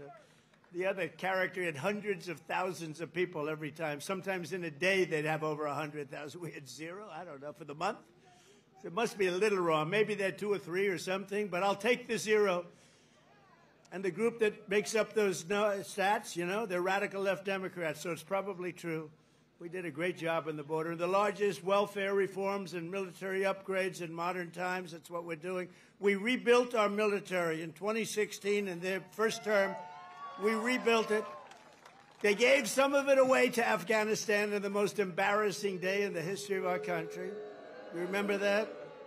We remember that? We don't have days like that. We have days like we just had in Iran. That's the kind of days we have. Complete obliteration. It turned out that was complete obliteration. Think of these guys flying way up in the air on a dark night, no moon, no nothing, and they hit every single target. It's the size of 1/2 a refrigerator door, a little size, 2 by 2. But this is a declaration of independence from a really national decline. We had a national decline. We were a laughing stock all over the world. We had a man as president who shouldn't have been there. You know that. Shouldn't have been there. But we really had independence now over the, if you look at it, the overtaxation where we were being taxed out of our lives, independence from overregulation. We have independence now from radical left bureaucrats and independence from the largest alien invasion that I think any country has ever seen. We've never had anything like that. These people were fools. They allowed it to happen. You know, we've already cured inflation. Your gas prices are way down. Everything I said is done. But the one thing, it's hard. It's hard. Think of the time we spent on having murderers and gang members and prisoners from all over the world come into our country. We're getting them out fast, but it's a terrible thing what they've done to our country, and I hope you remember it, what they've done to our country, our beautiful country. 11,888 murderers came into our country, and some we've already gotten out, but it's terrible. Many of them more than 50% murdered more than one person. Can you believe it? And they let them come into our beautiful country. Just as I promised, we're making the Trump tax cuts permanent and delivering no tax on tips, no tax on overtime, and no tax on Social Security for our great seniors, right? Front row Joe. We got a lot of front row Joes here. That's very nice. Thank you. Thank you. And we have Mr. Wall. Someday I'm buying that suit, I'm telling you. I like that suit. I'll walk up one day, I'll be dressed like a Wall, just like you. I think he's come to about 200 rallies, and that means you like us. And I think he's a very successful guy, too, believe it or not. He's a top accountant. Can you believe this? And he comes to rallies, he likes the rallies. Front row Joes, they're all successful. But this is what they do for entertainment. But now it's not entertainment. We've saved our country. We've got the hottest country anywhere in the world, as said by many, many leaders of other countries. And we will ignite trillions of dollars in economic growth, increase take-home pay for the typical family by more than $10,000 a year. And very importantly for Iowa, this bill rescues over 2 million family farms from the so-called estate tax or the death tax. In other words, before Trump, you were losing farms to the banks. Before Trump, you were losing the farms like nobody's ever seen before. You love your children. You don't feel so well. You pass away. You leave everything to your children, and they have to pay a big estate tax or a death tax, as we call it. And they couldn't do it. They go out and borrow money, and all of a sudden the bank is foreclosing on the farm. Not going to happen. You have no more estate tax. You have no more death tax to pay. Now, that's if you love your children. If you don't love your children, it doesn't matter. Just forget about what I said. Not going to help you. But if you love them, or if you love somebody that you're leaving it to, think of that. No death tax, no estate tax, no going to the banks and borrowing from, in some cases, a fine banker, and in some cases, Shylocks and bad people. But they took away a lot of family. They destroyed a lot of families. But we did the opposite. So just remember, to me, it's so important. And it was mostly important for places like we're at right now. It's really, I'm so proud of it. At the same time, this bill cuts $1.5 trillion in spending. So wasteful spending is being cut by $1.5 trillion. And I got to tell you, I want to thank Republican congressmen and women, because what they did is incredible last night. And the Senate, the Republican Senate, we got, not with all of the things we did with the tax cuts and rebuilding our military, not one Democrat voted for us. And I think we use it in the campaign that's coming up, the midterms, because we got to beat them. But all of the things that we've given, and they wouldn't vote only because they hate Trump. But I hate them too, you know that? So it's sort of, I really do, I hate them. I cannot stand them because I really believe they hate our country. You want to know the truth? But it kicks illegal aliens off of Medicaid and food stamps and allows us to hire 3,000 new Border Patrol agents and 10,000 new ICE agents, and they are great patriots, the Border Patrol and ICE, to carry out the largest deportation operation in the history of our country. And I don't like saying that. I don't like saying that, but we have a country. We have a country to run, and we have so many people coming in that shouldn't be here. And they did. They came in from prisons, and they came in from drugs and gangs and drug lords, the worst in the world.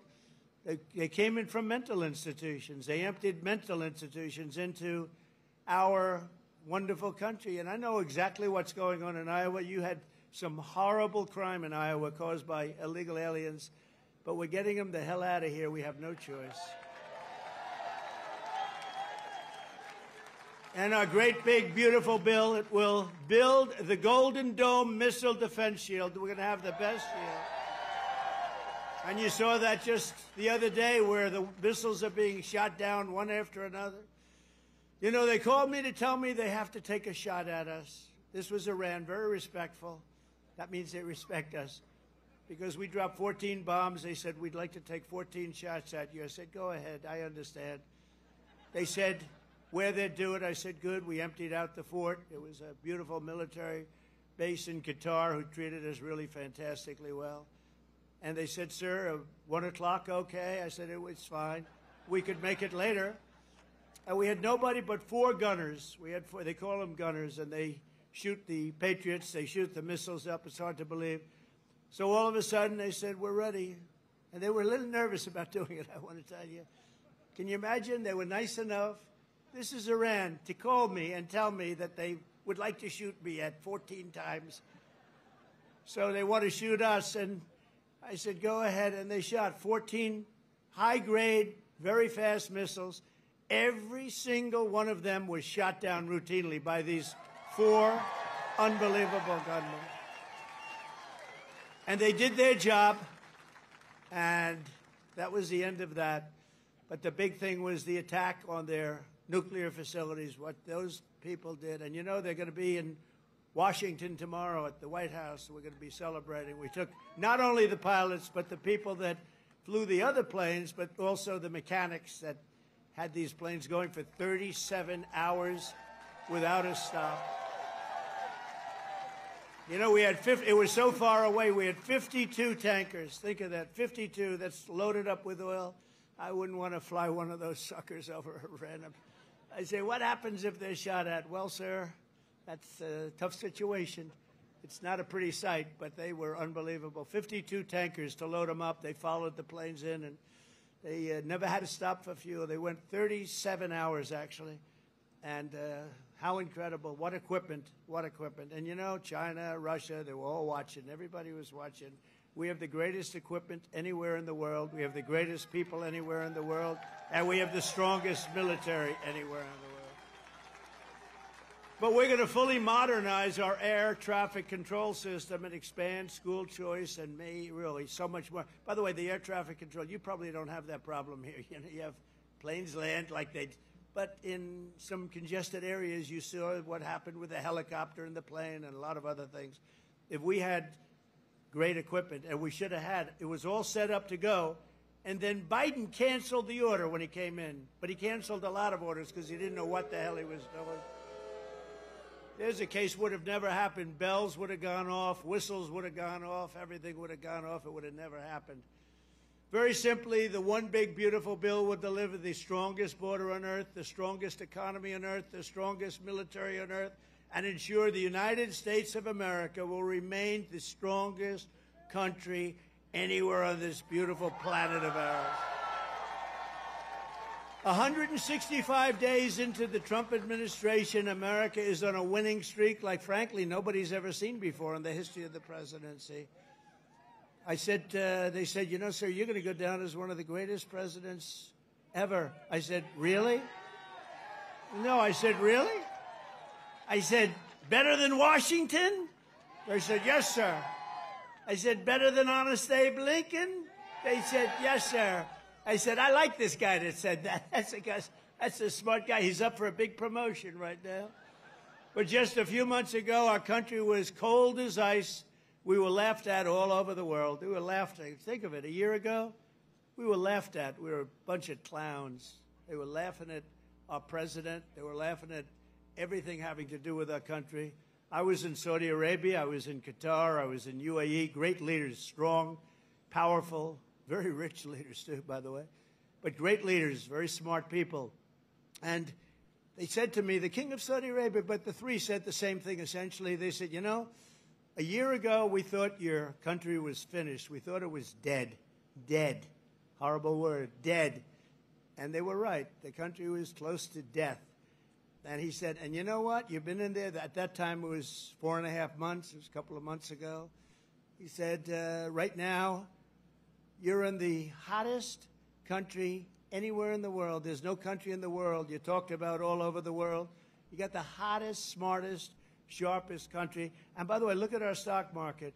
We're taking in hundreds of billions of dollars on tariffs with no inflation. And today we just set another record, the highest stock market in history. No inflation.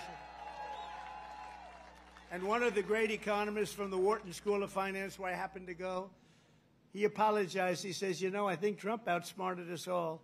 And yesterday was the poll, and out of 77 economists, I came in second.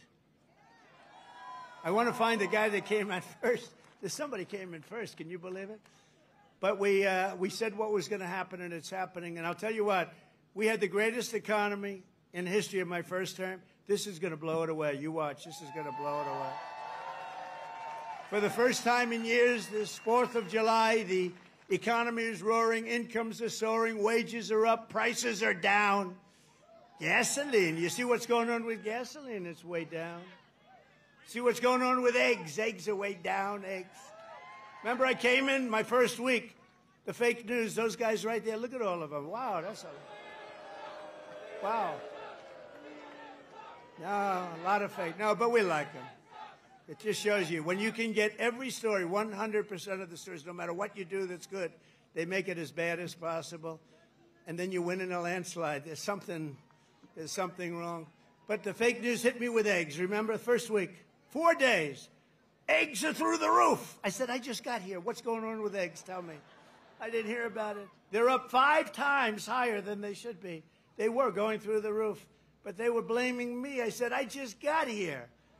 And within 2 months, our great Secretary of Agriculture, who I think is with us tonight, Brooke, where's Brooke? Oh, look at you. Look, she is here. She flew all the way from, she comes from Texas, but I think she likes Iowa maybe even better. Look at her.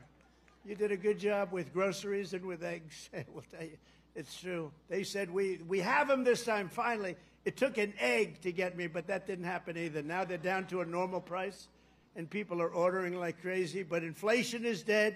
401ks and retirement accounts just hit an all-time record high.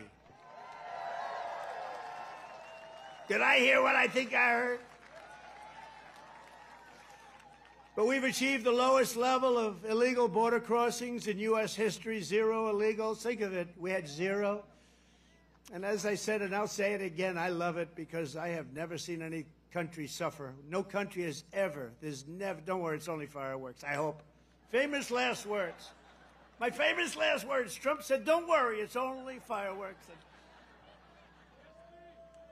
You always have to think positive. I didn't like that sound either. You know?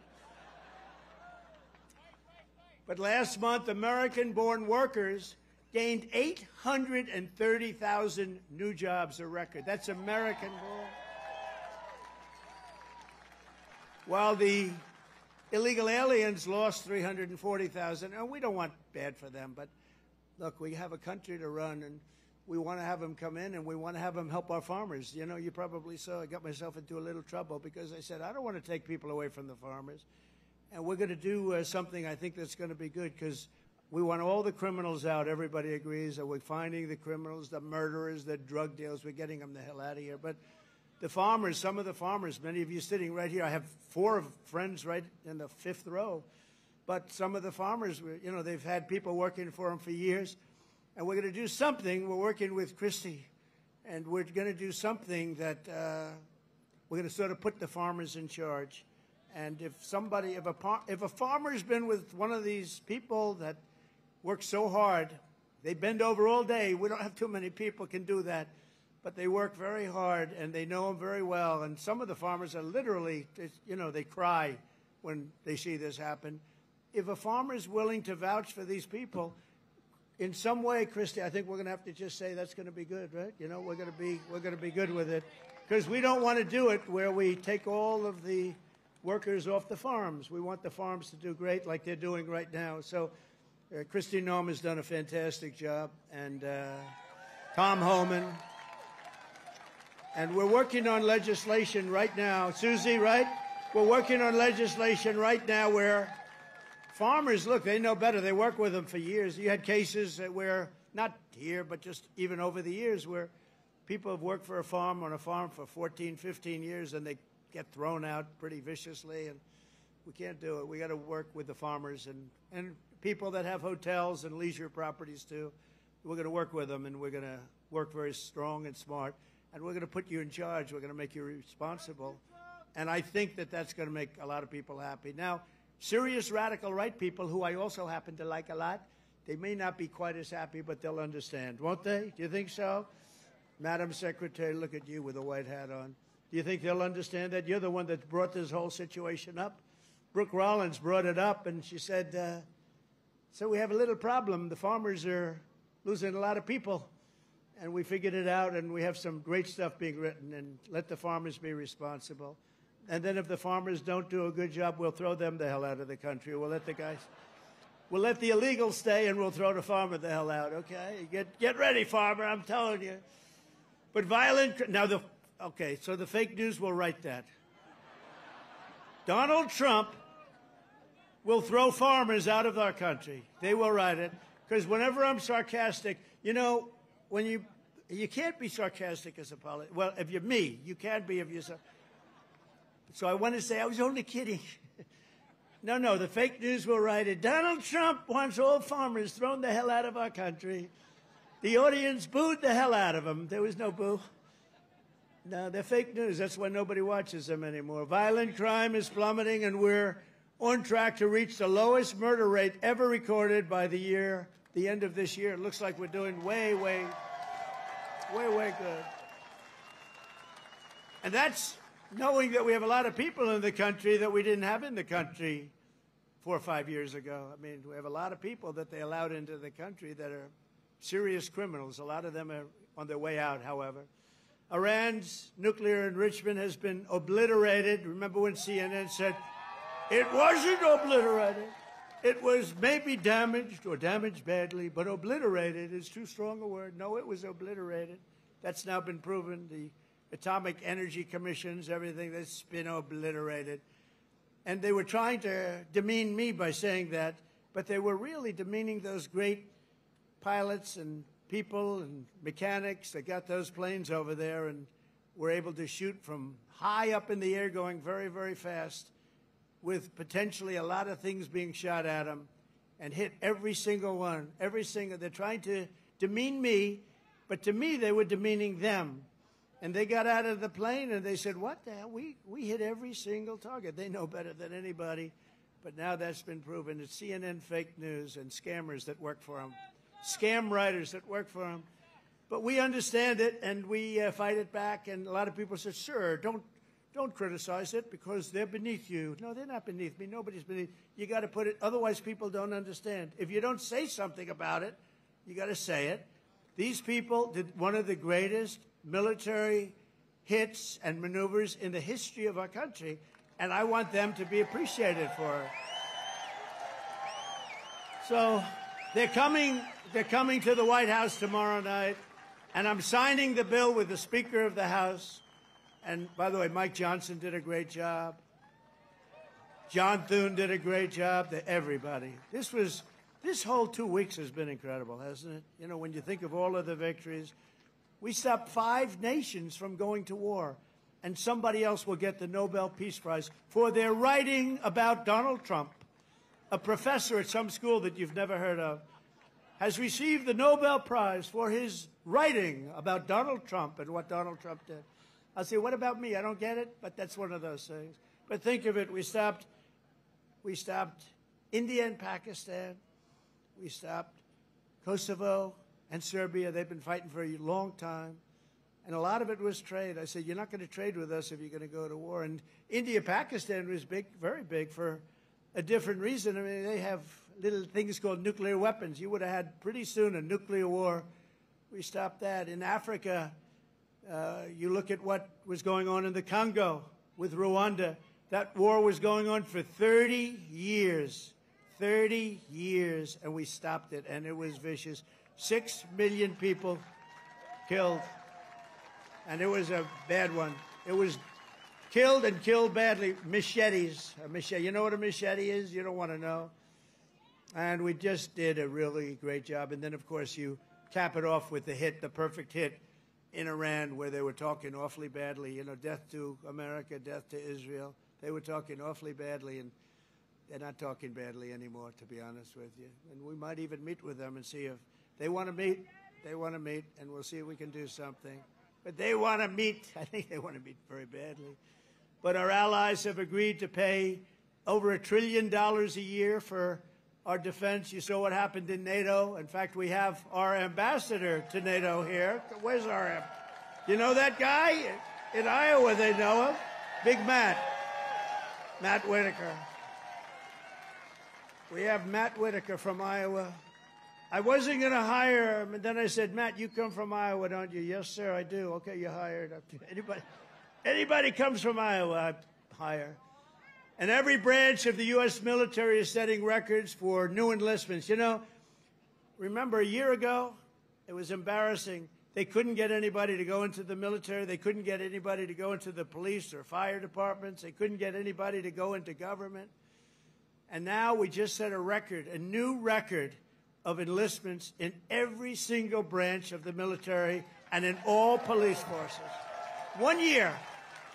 1 year ago, I remember saying to our great First Lady, I said, you know, First Lady, I call her First Lady because it makes me feel good. First Lady, isn't it terrible? You're saying good night, First Lady, my darling. Because it reminds me that I'm president.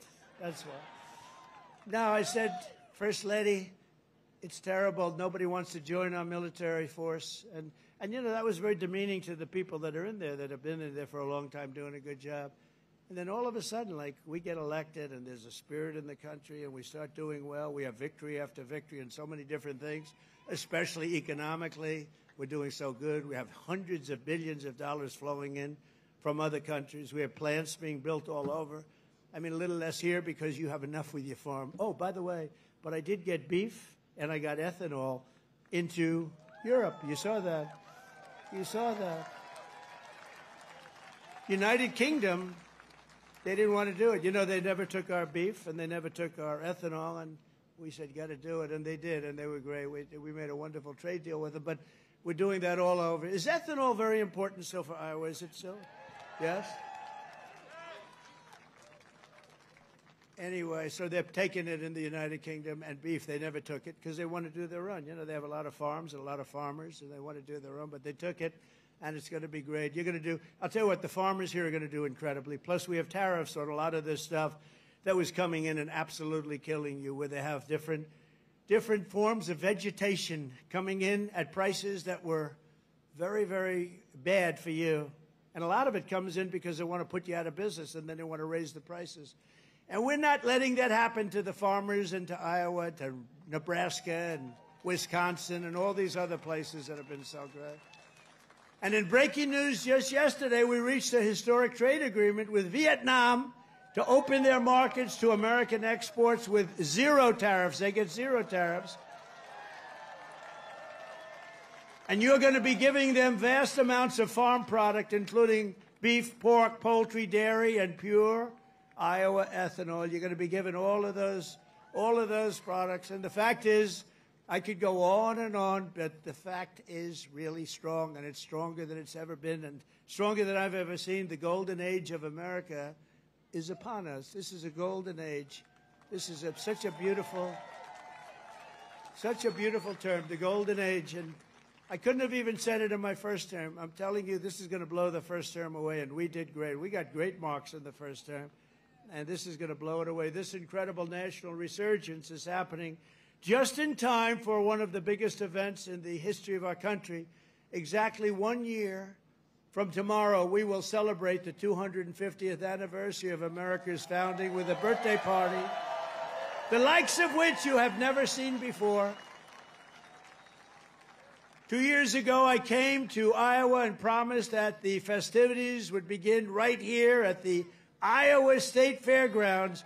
And tonight, here I am, okay? Promise is kept. Promise is kept. It's an honor, too. It's an honor because you've been with me from the beginning. Thank you.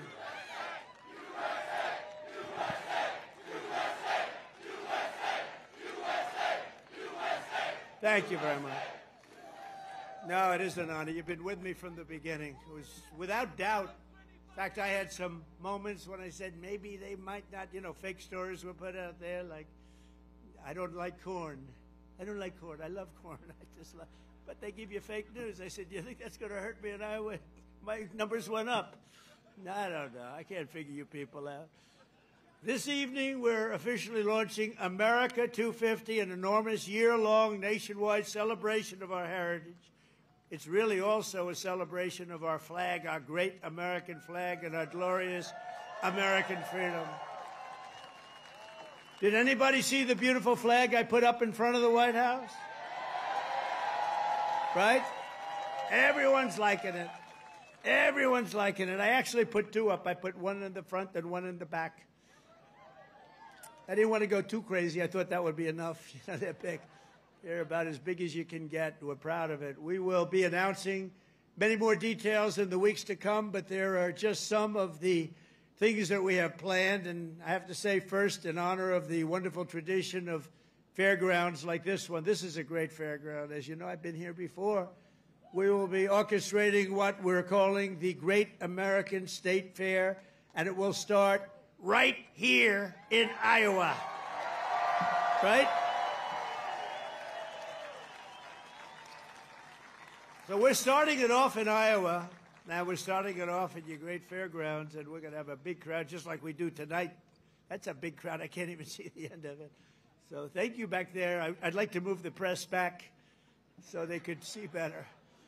But the Great American State Fair will bring America 250 programming to fairgrounds across the country, culminating in a giant patriotic festival next summer on the National Mall, featuring exhibits from all 50 states, and all 50 states are excited, and I was excited.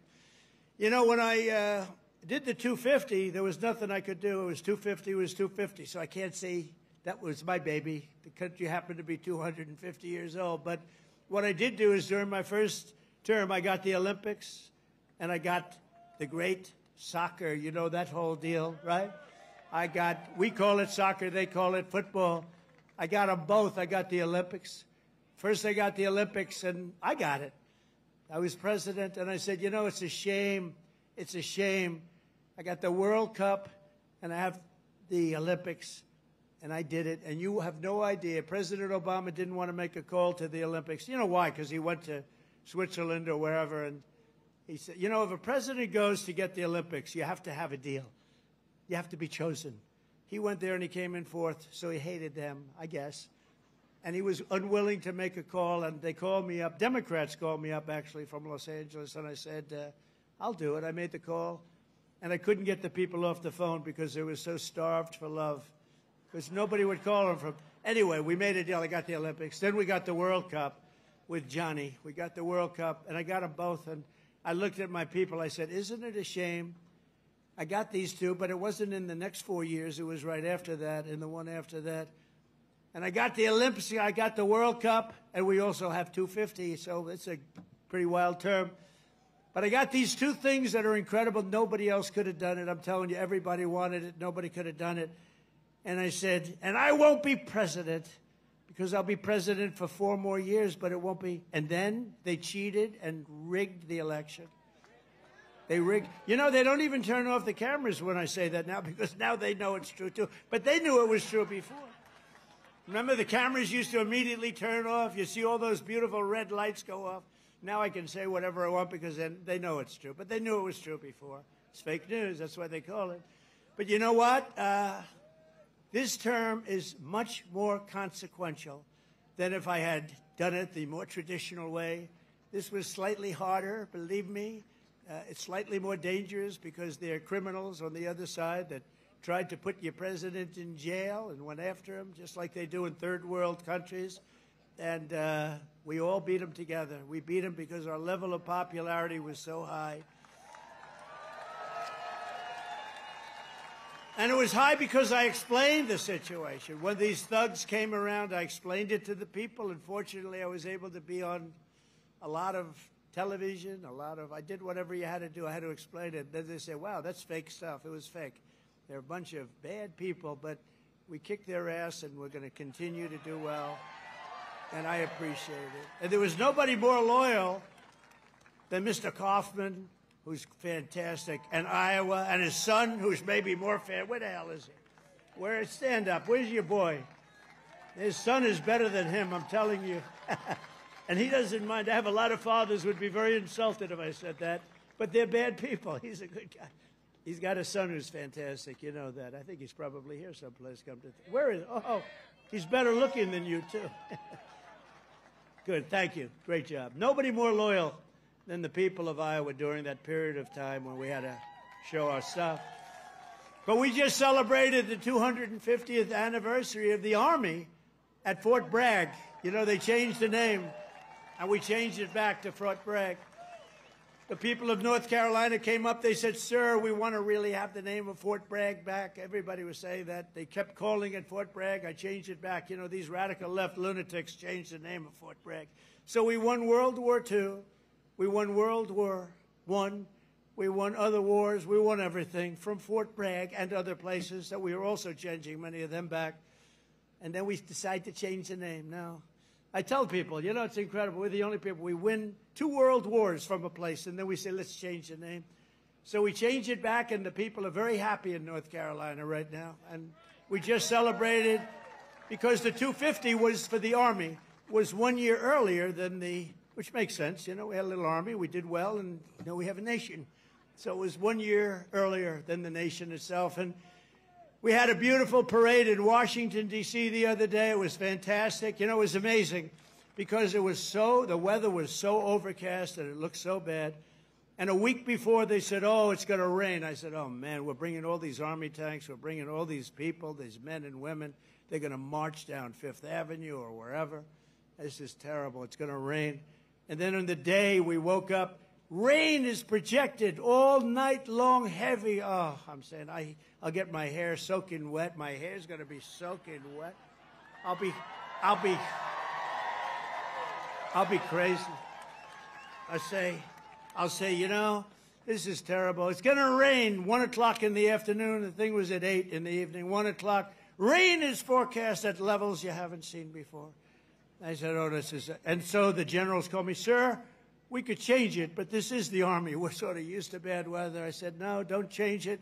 I'll wear a raincoat, and I'll wear a big fat hat so I don't get totally drenched. I'll be okay. I'm such a tough cookie. And then what happens? We get there, and there's no rain, and we go 1 hour, 2 hours, 3 hours of watching these great guys marching down Fifth Avenue. It never rained. And then I thought to myself, global warming, they're telling us what's going to happen in 250 years to our planet, but they can't tell us it's going to rain 3 hours before the event.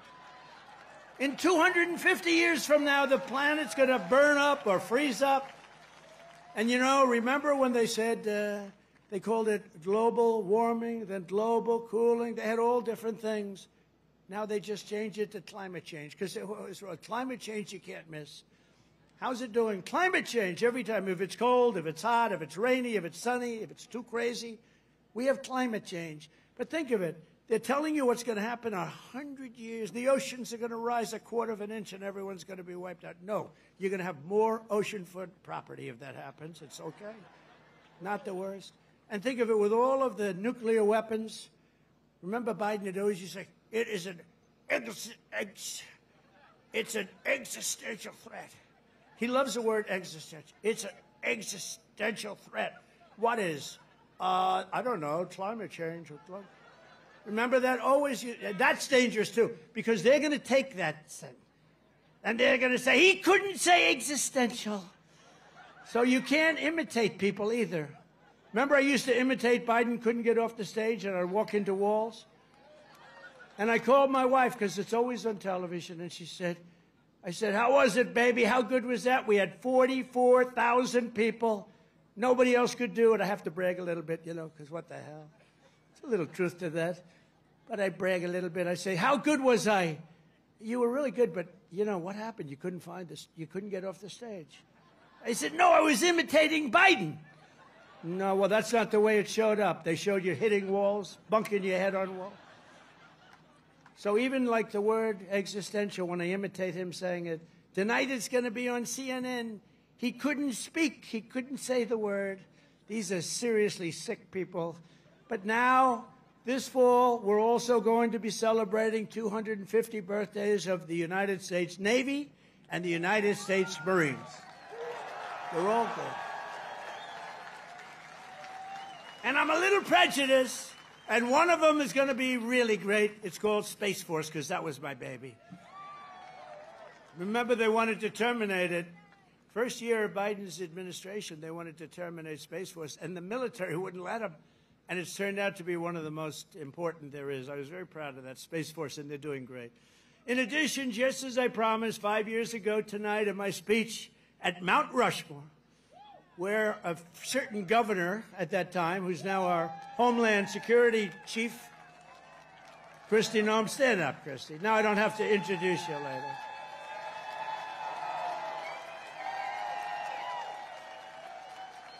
You know, I hired Tom Homan for the border, and I said, Tom, I want you to give me who'd be the best to be the Secretary of Homeland Security, which is essentially his boss.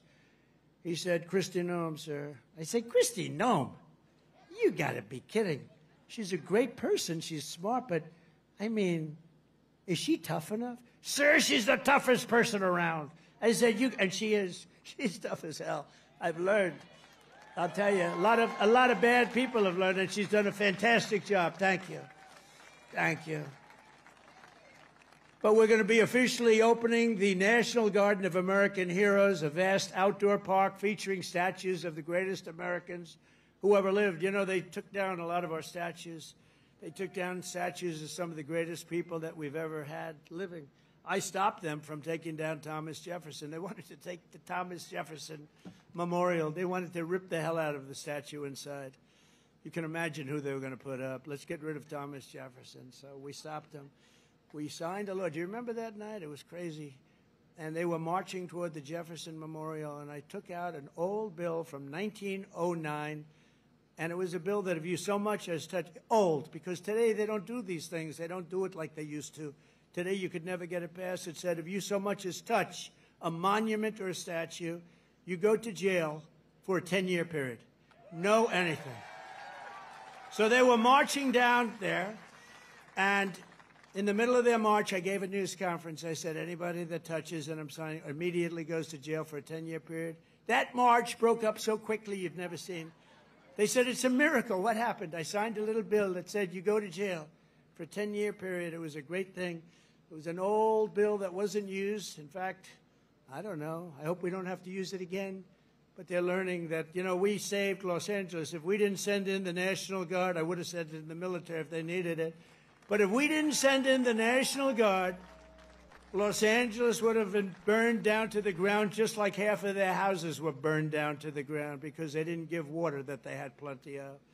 I'm pleased to report that the One Big Beautiful Bill includes full funding for those statues, and we're going to do statues to our greatest Americans, and we're going to let the people choose who they are. You better choose me. No, I'm only kidding.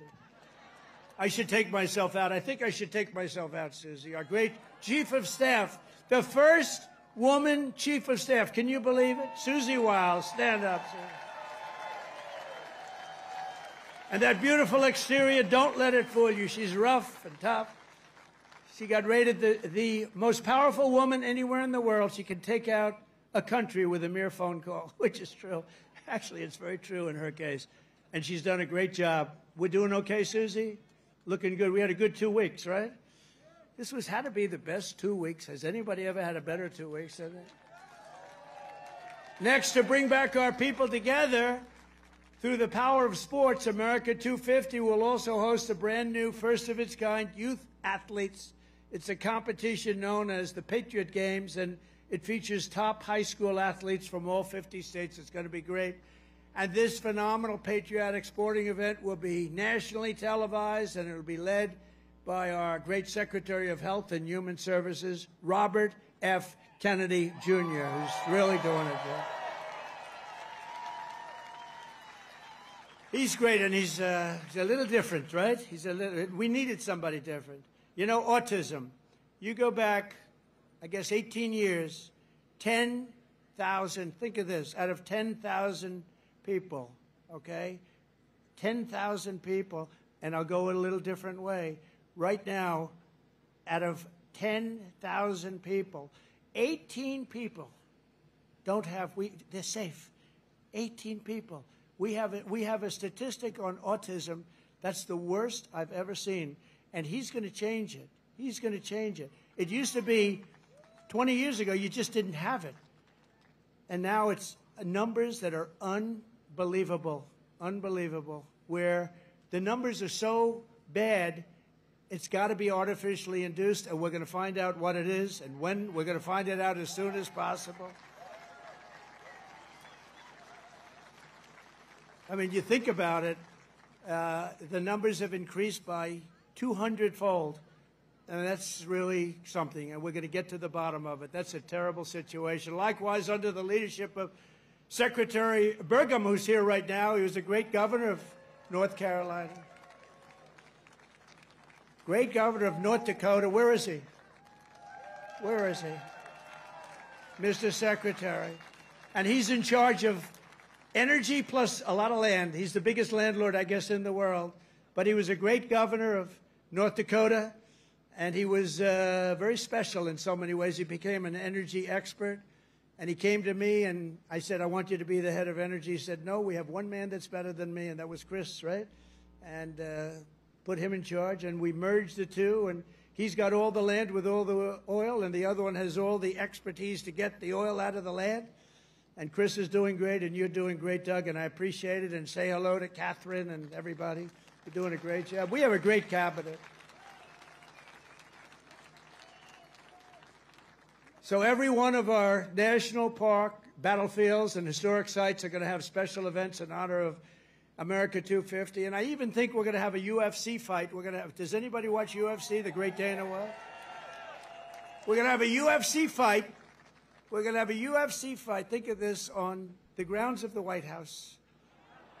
We have a lot of land there. We're going to build a little, we're not, Dana's going to do it. Dana's great, one of a kind. We're going to have a UFC fight, championship fight. Full fight, like 20, 25,000 people. And we're going to do that as part of 250 also. We're going to have some incredible events, some professional events, some amateur events. But the UFC fight's going to be a big deal, too. And to fund improvements and enhanced experiences across the park system, for this anniversary, I've just signed an executive order to raise entrance fees for foreign tourists while keeping prices low for Americans. And we're going to do that. The national parks will be about America first. We're going to take it America first for the national parks. And these are just a few of the many programs, initiatives, celebrations that will renew for our national pride. We're going to have great pride. I think we do have great pride. I think we have more pride and more spirit in our country right now than we've had in 50 years.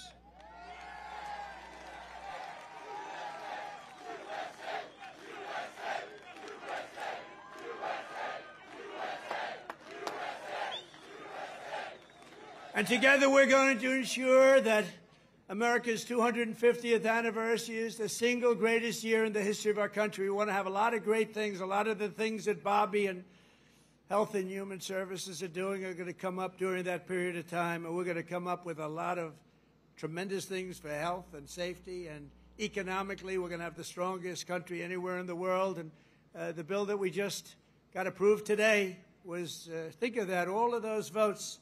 2 negative votes, but we had no Democrats. 2 negative votes in the Republicans out of all that. So I want to thank those great Republicans that voted to get it in. You know, we could only lose 3. If we lost 3, trouble. And we didn't lose 3. We lost 2, and I'm sure if I needed the 2, I could have gotten them too. But we're pleased to be joined tonight by many friends who will help make that possible, including, and I introduced Doug Burgum already from North Dakota, and just a great. He was really one of the best. Was he a better governor than you? Would you say, Christy? Was he better than you? I don't know. Because they were neighbors, you know. You had North Dakota, you had South Dakota. Brooke Rollins, thank you, Brooke. Great job. She's now the Agricultural Secretary. Christy Noem, great governor also, but she's doing I don't know, this. Do you like this better than being governor? Don't say. Don't say. They love you in the state. Don't say. Maybe the most important guy in this whole place. You know, a lot of projects have stopped using environmental stuff. A lot of projects have stopped. They use it as a weapon, the radical left and others. They use it as a weapon. This man is the greatest. He's doing a job that's incredible. Doug would tell you that. Everybody will tell you that. Lee Zeldin. He's the head of the EPA, the Environmental Protection Agency. He's the head of it. Great guy. He was a great politician, a tremendous congressman. He ran for governor of New York, which is tough. And he almost won. I'm glad he didn't win, actually. I wouldn't have you right now. And I said, Lee, a nuclear power plant, we give you 1 week to get me the approval. So, but he's been done great. And we have factories and we have plants all over the world right now, and they're being built and they're going up. Also, Governor Kim Reynolds from Iowa. Thank you, Kim. Thank you very much. Thank you for being here. Appreciate it. Thank you very much. And Lieutenant Governor Chris Corner. Where's Chris? Chris Corner. Thank you, Chris, very much. Great job. You have Senator Chuck Grassley and Joni Ernst. Chuck! Hi, Chuck. Wow. That's great. He's doing great, too. He's got more energy than all of us. And where's Joni? Is Joni here? Hi, Joni. Very good. Good job. Thank you very much. Thank you very much, Joni. And you have members of Congress, Ashley Hinson, Marionette Miller Meeks, Zach Nunn, Randy Feenstra. Good group. We flew in together, and boy, they were nice. They were so happy at that victory today, weren't you? Randy, thank you very much. Thank you very much. That was great. We had a good flight. We have an ambassador who's been my friend for a long time, Monica Crowley. I heard her speak. I thought she did really well. Thank you, Monica. And you know Matt Whitaker, a man from Iowa, ambassador to NATO. We also had a person, I have to give her credit, Brenna Byrd, Attorney General. She came out and she endorsed me very early, and I appreciate it. Where's Brenna? Hi, Brenna. She came out, she endorsed me. I said, thank you very much. Who the hell is that? She's great. Former State Senator Brad Zahn. Oh, my man, there he is. I haven't seen you. He was the first man in the entire country that endorsed me, right? Not just from Iowa. He endorsed me 3 months before I ran. He said, that guy from New York should run. So I want to thank you. Really great. You're looking good, too. He's like the Marlboro Man, you know? He looks like the Marlboro Man. Handsome guy. Iowa Speaker, Pat Grassley. Pat, thank you very much, Pat. Good. Nice to see you, Pat. Iowa Senate Majority Leader, Jack Whitver. Thank you, Jack. Thank you, Jack. Iowa House Majority Leader-elect, Bobby Kaufman. Thank you, Bobby. Great future. Great future. A friend of mine, Dan Newland, who's the most generous human being. He gives away. He hears somebody's in trouble. He hears somebody's in trouble, and he goes wild, and he's just a very good guy. And Jeff Kaufman, the head of your party here, is so, come on, stand up, Jeff. You can stand up. Thank you, Jeff. Great job. And Jeff was with me right from the beginning. When I was complaining about things, I'd call him. He'd do it sometimes. It was better as I started winning, right? But Jeff has been great. He's a great leader. Thank you very much, Jeff, for being here. And I have to say that Lee Greenwood has been unbelievable. That song, where is Lee? Is he around here? That song, it's the hottest song of its kind. Number one of its kind. You know, it's a certain genre. But thank you, Lee, very much. Real great song and great talent. This Independence Day, let's also give a very special thanks to every veteran and military service member here tonight for their outstanding devotion to our country. And I also want to thank you, fellas. Stand up, fellas. Look at them. They're in good shape. Thank you very much. Wow. That's a lot of veterans. Thank you very much. What an honor. I also want to thank the large group of Iowa pastors and faith leaders for their beautiful prayers, including Pastors Joshua Kent, Tammy Hall, Joseph Hall, Corrine Sturtz, Maureen Prakash, Aji Prakash, Dan McCoy, Rose Kessler, Michael DeJong, Jose Rodriguez, and ministry leaders, Virginia, Calgary, Sarah Kent, and thanks also to Bob Vanderplatz. Thank you very much, everybody. Thank you. Stand up. You're the people we want to listen to. Stand up. Thank you. There they are. Look at that group. I want to be with them. They have the real power.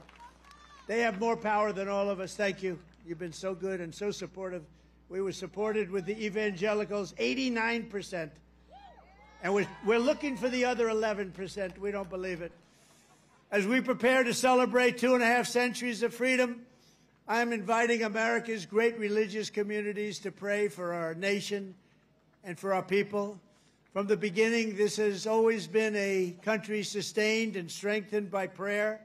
So important. If we bring religion back stronger, you're going to see everything get better and better and better. You're going to see it get better and better. So as we chart our course toward the next 250 years, let us rededicate ourselves to one nation under God. Right?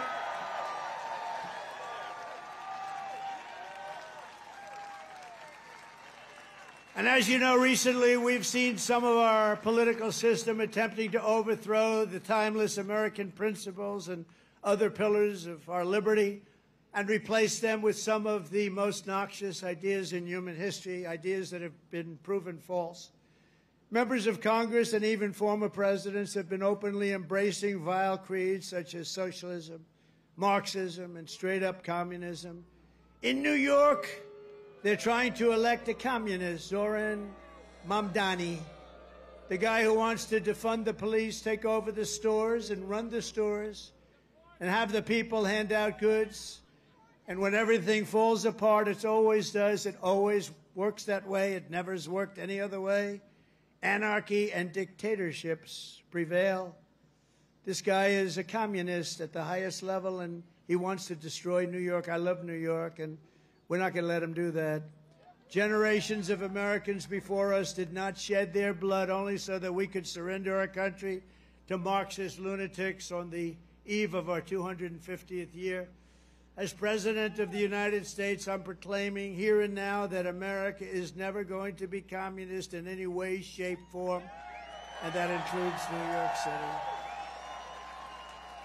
And under my administration, we're bringing back freedom and liberty, law and order, and above all, we're bringing back common sense, right? Common sense.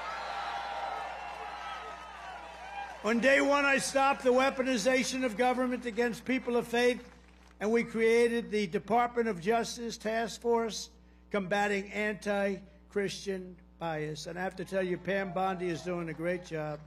Pam Bondi is doing a great job. Attorney General.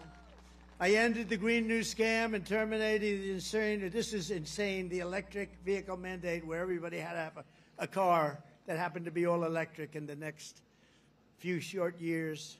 The mandate. Some people want to have gasoline-powered. Some people want to have hybrids. Maybe even someday hydrogen. Right now I don't like it because when they blow up, they don't ever find the body. They find the body about 5 blocks away. That does not sound promising to me. They said, no, it's getting better. I said, that's okay. Let somebody else use it.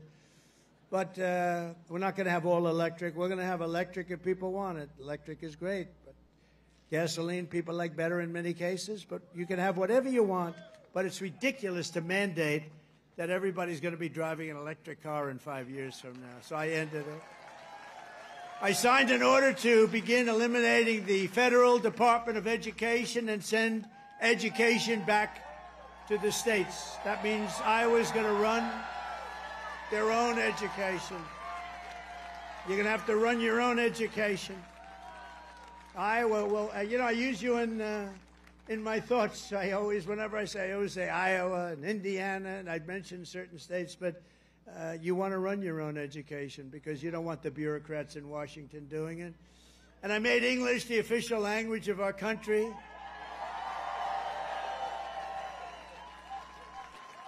You would think that would be an easy one. It was not as easy as you think. I directed the reinstatement of all patriots expelled from our military by the Biden vaccine mandate, returning them to their former rank with full back pay. And I signed executive orders to abolish critical race theory and transgender insanity from our schools and from our military. And I made it official policy of the United States that there are only 2 genders, male and female.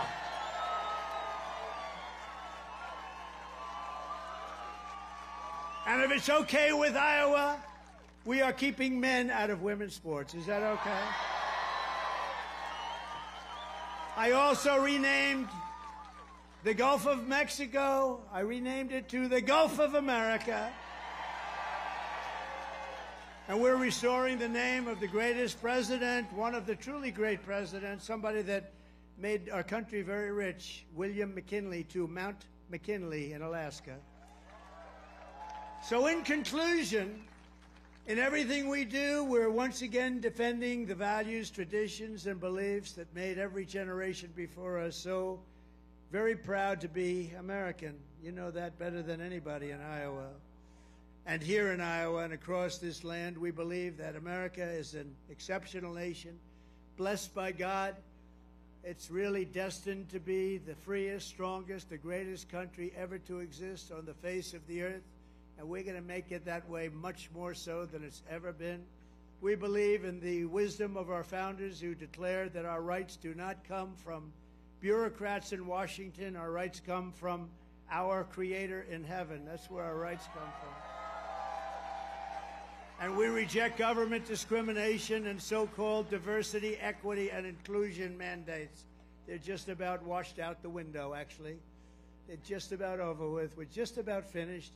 In this country, we believe in hard work and we believe in merit. And by the way, we're allowed to have merit. We're now back to being a merit-based system. We had a decision in the United States Supreme Court.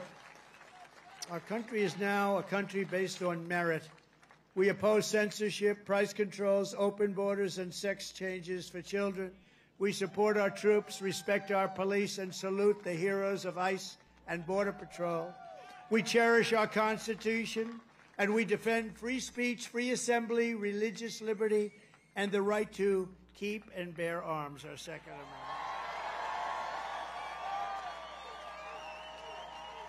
We take our pride in our heritage, and we want it in a beautiful heritage that we have, and we teach our children to love our country, honor our history, and always respect our great American flag. You have to respect our flag.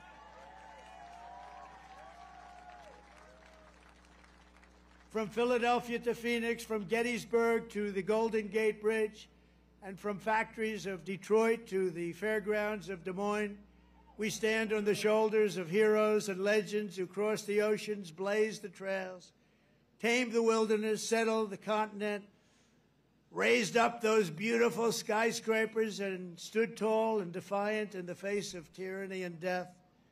From 1776 all the way through today, American patriots have won triumph after triumph. We've had victory after victory, and let nothing stand in the way of the USA, which we love so much. It was hardworking citizens like you who won our independence, secured our liberty, and built this country with courage, grit, and skill.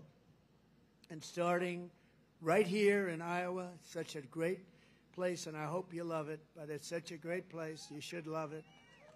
You should love it. You know, sometimes you take things for granted. This is one of the really great places, but I've been all over. It was hardworking citizens like you who saved our country in November 2024. Think of that, November 25th. Who would have thought there'd be this much of a change this fast? I didn't even think it would happen this fast. Happened at a level that nobody even thought possible. Again, we have the hottest country anywhere in the world. Today, with your help, America is free, America is proud, and America is sovereign once more. And this 4th of July, our magnificent destiny is closer than ever before. We are one people, one family, and one united American nation. We will never give in. We will never give up. We will never back down. And we will never, ever, ever surrender. We will fight, fight, fight. We will win, win, win, because we are Americans and our hearts bleed red, white, and blue.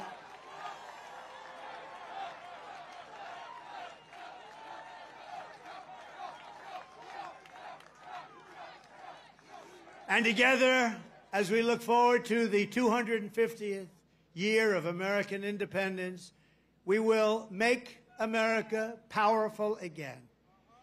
We will make America wealthy again. We will make America healthy again. We will make America strong again. We will make America proud again. We will make America safe again. And we will make America great again. Thank you, Iowa. Thank you. Thank you very much. Thank you, Iowa.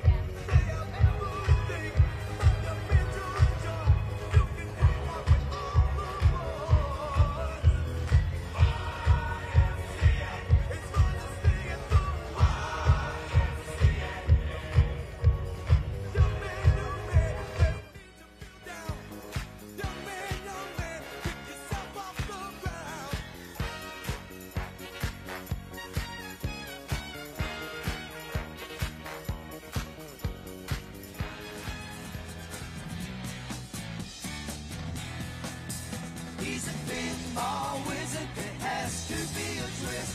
A pinball wizard's got such a surprise. How do you think he does? I don't know. What makes him so good?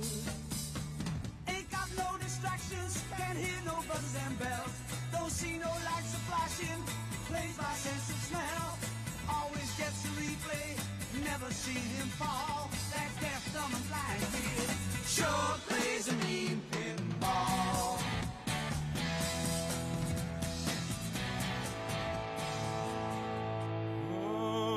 Justice will be served and the This big dog will fight when you rattle his cage, and you'll be sorry that you messed with the U.S. of A.